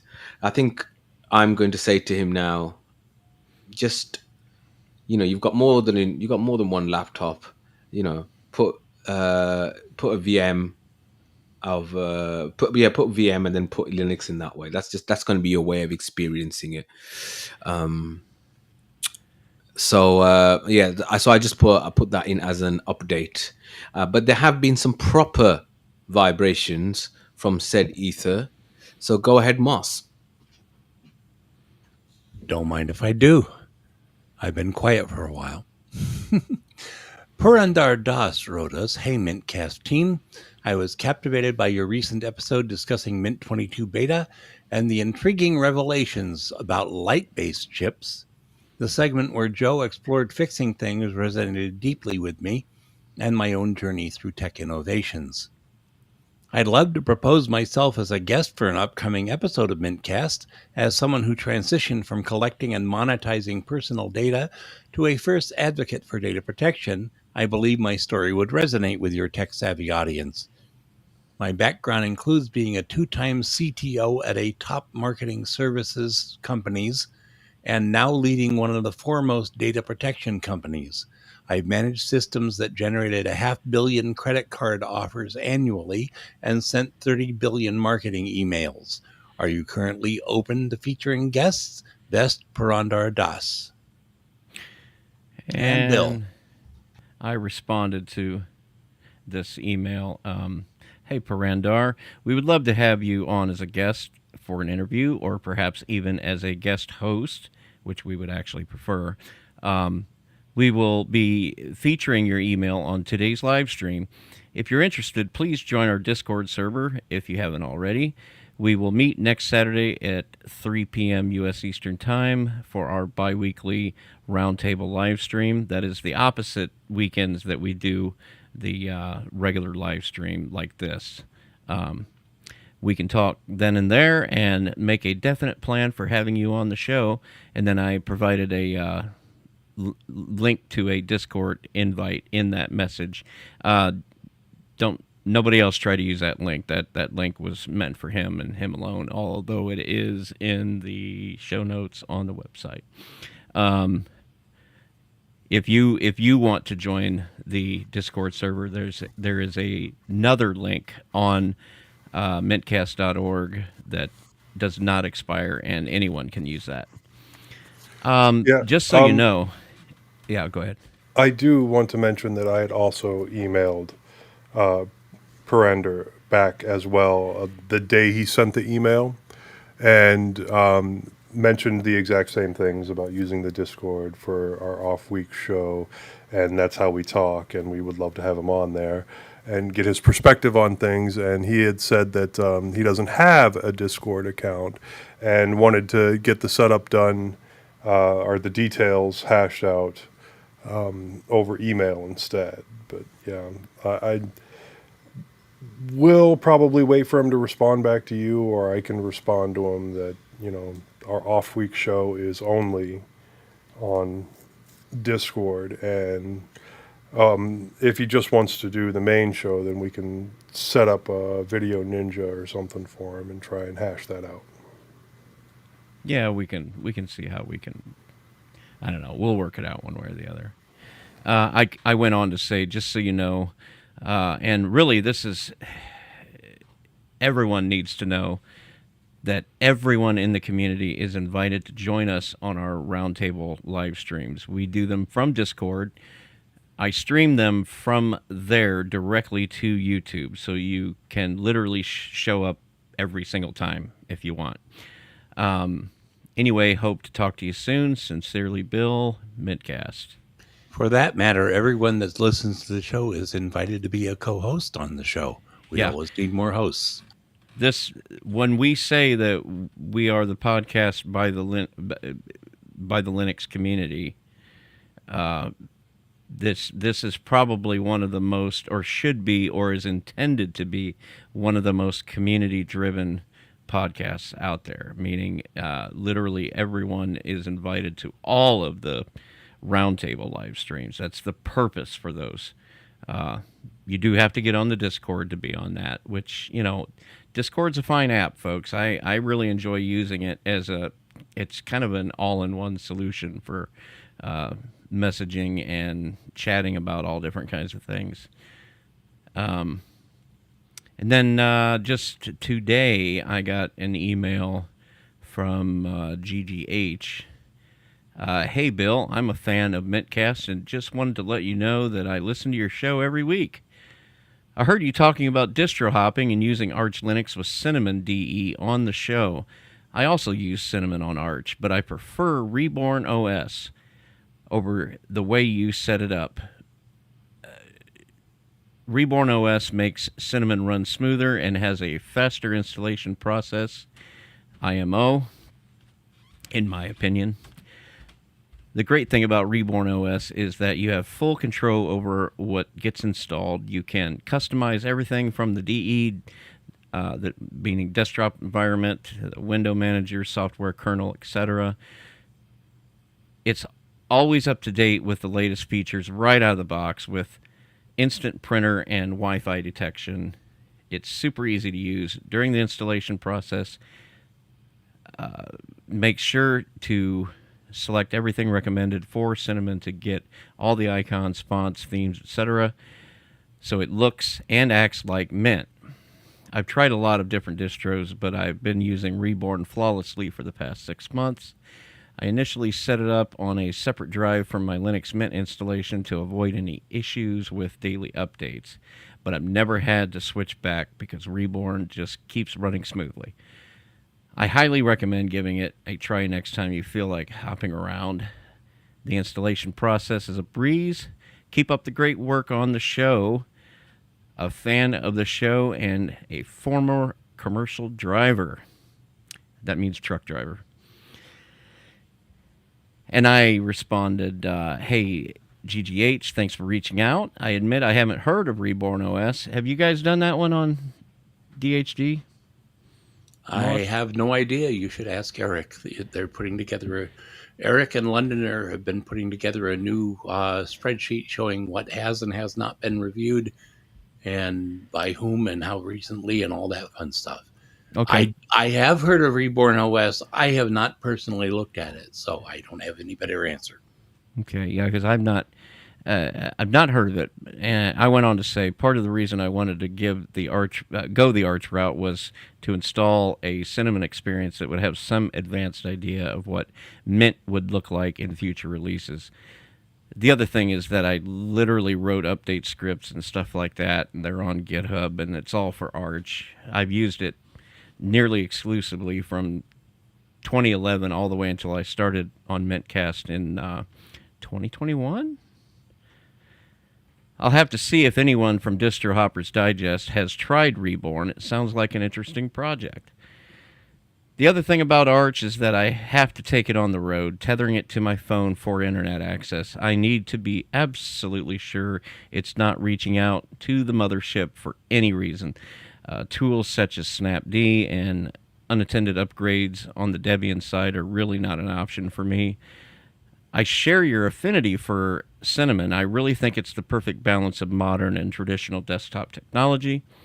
I have KDE Plasma on another machine and XFCE on yet another. I mostly do that to keep up with desktop development.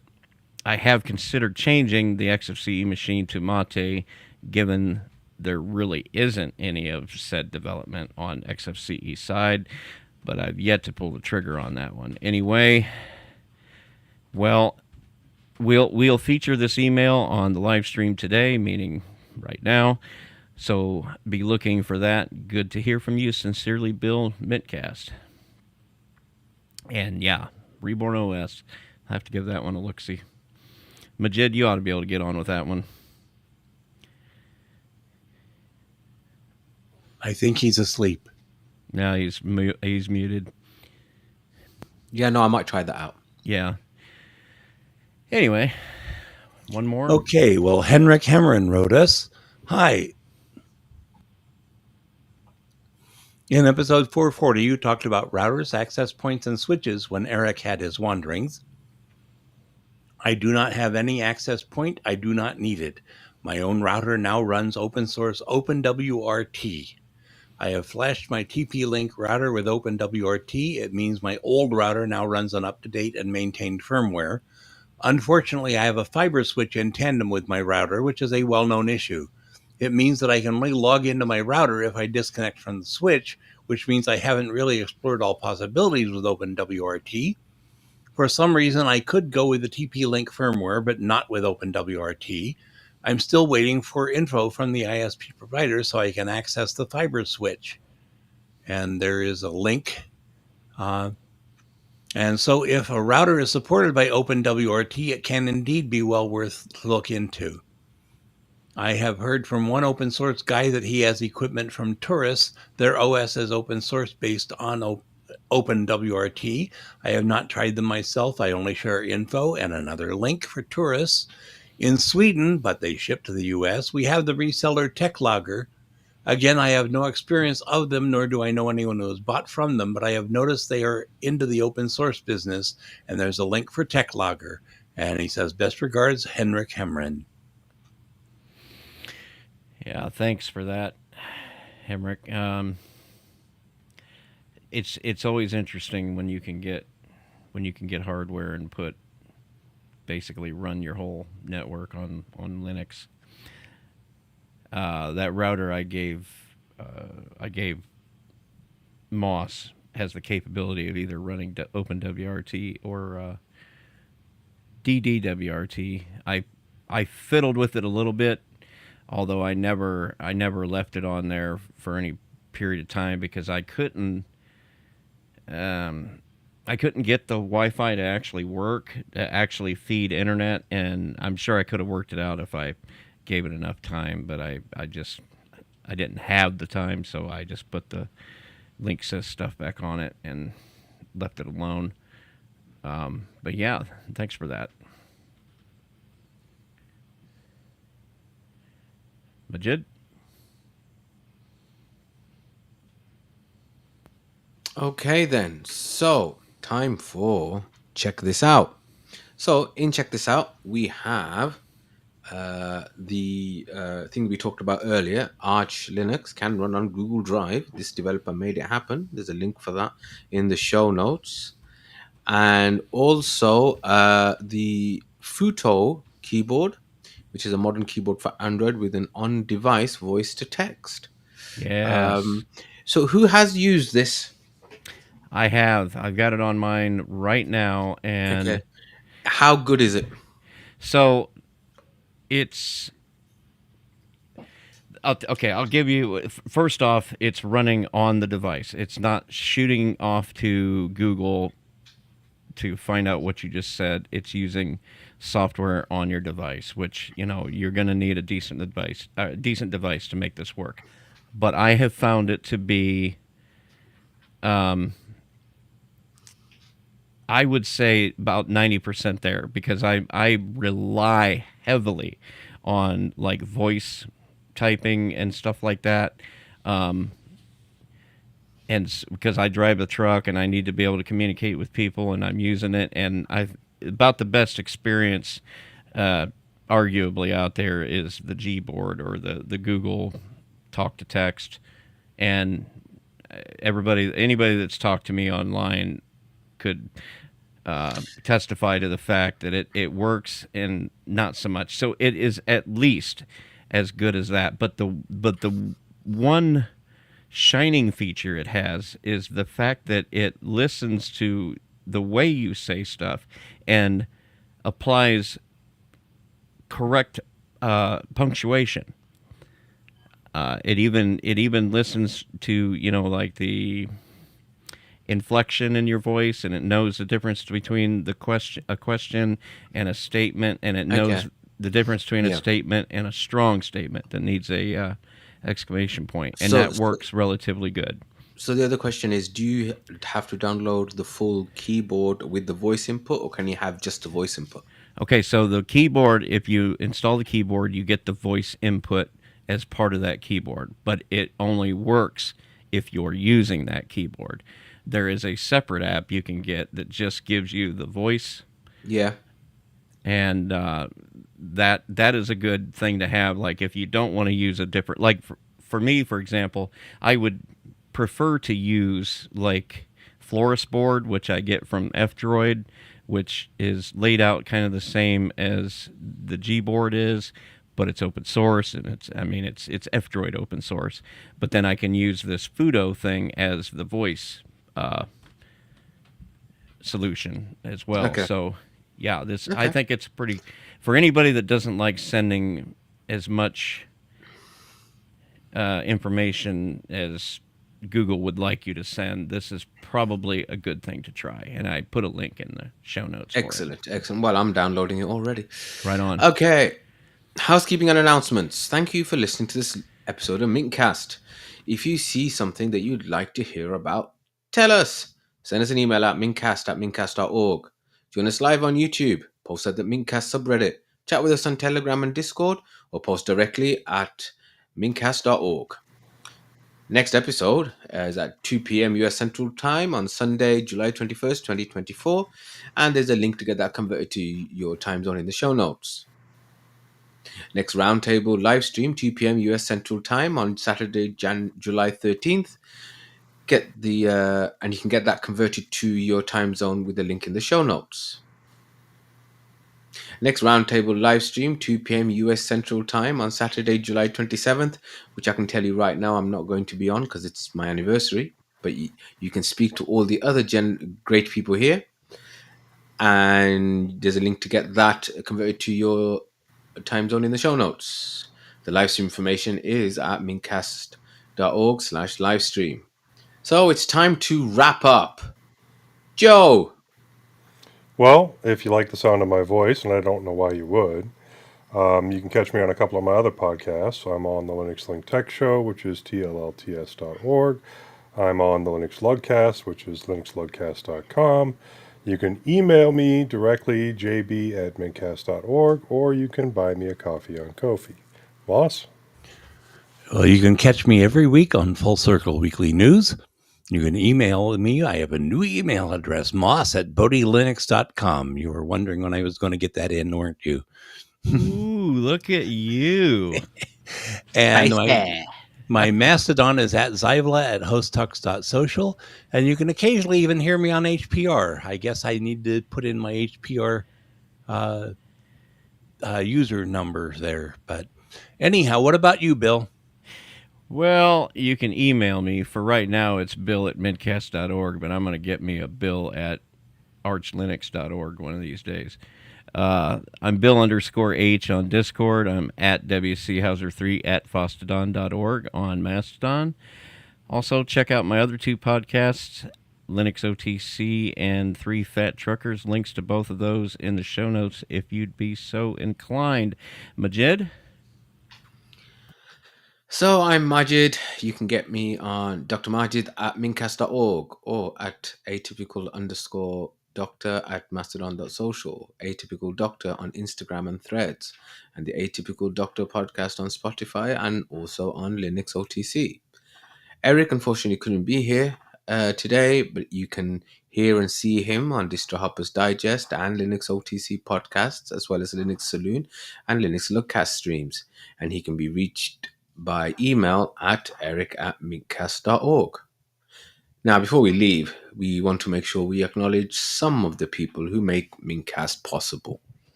Bill for our audio editing, archive.org for hosting our audio files, Hubstar for our logo, InitRD for the animated Discord logo, Londoner for our time sinks and various other contributions.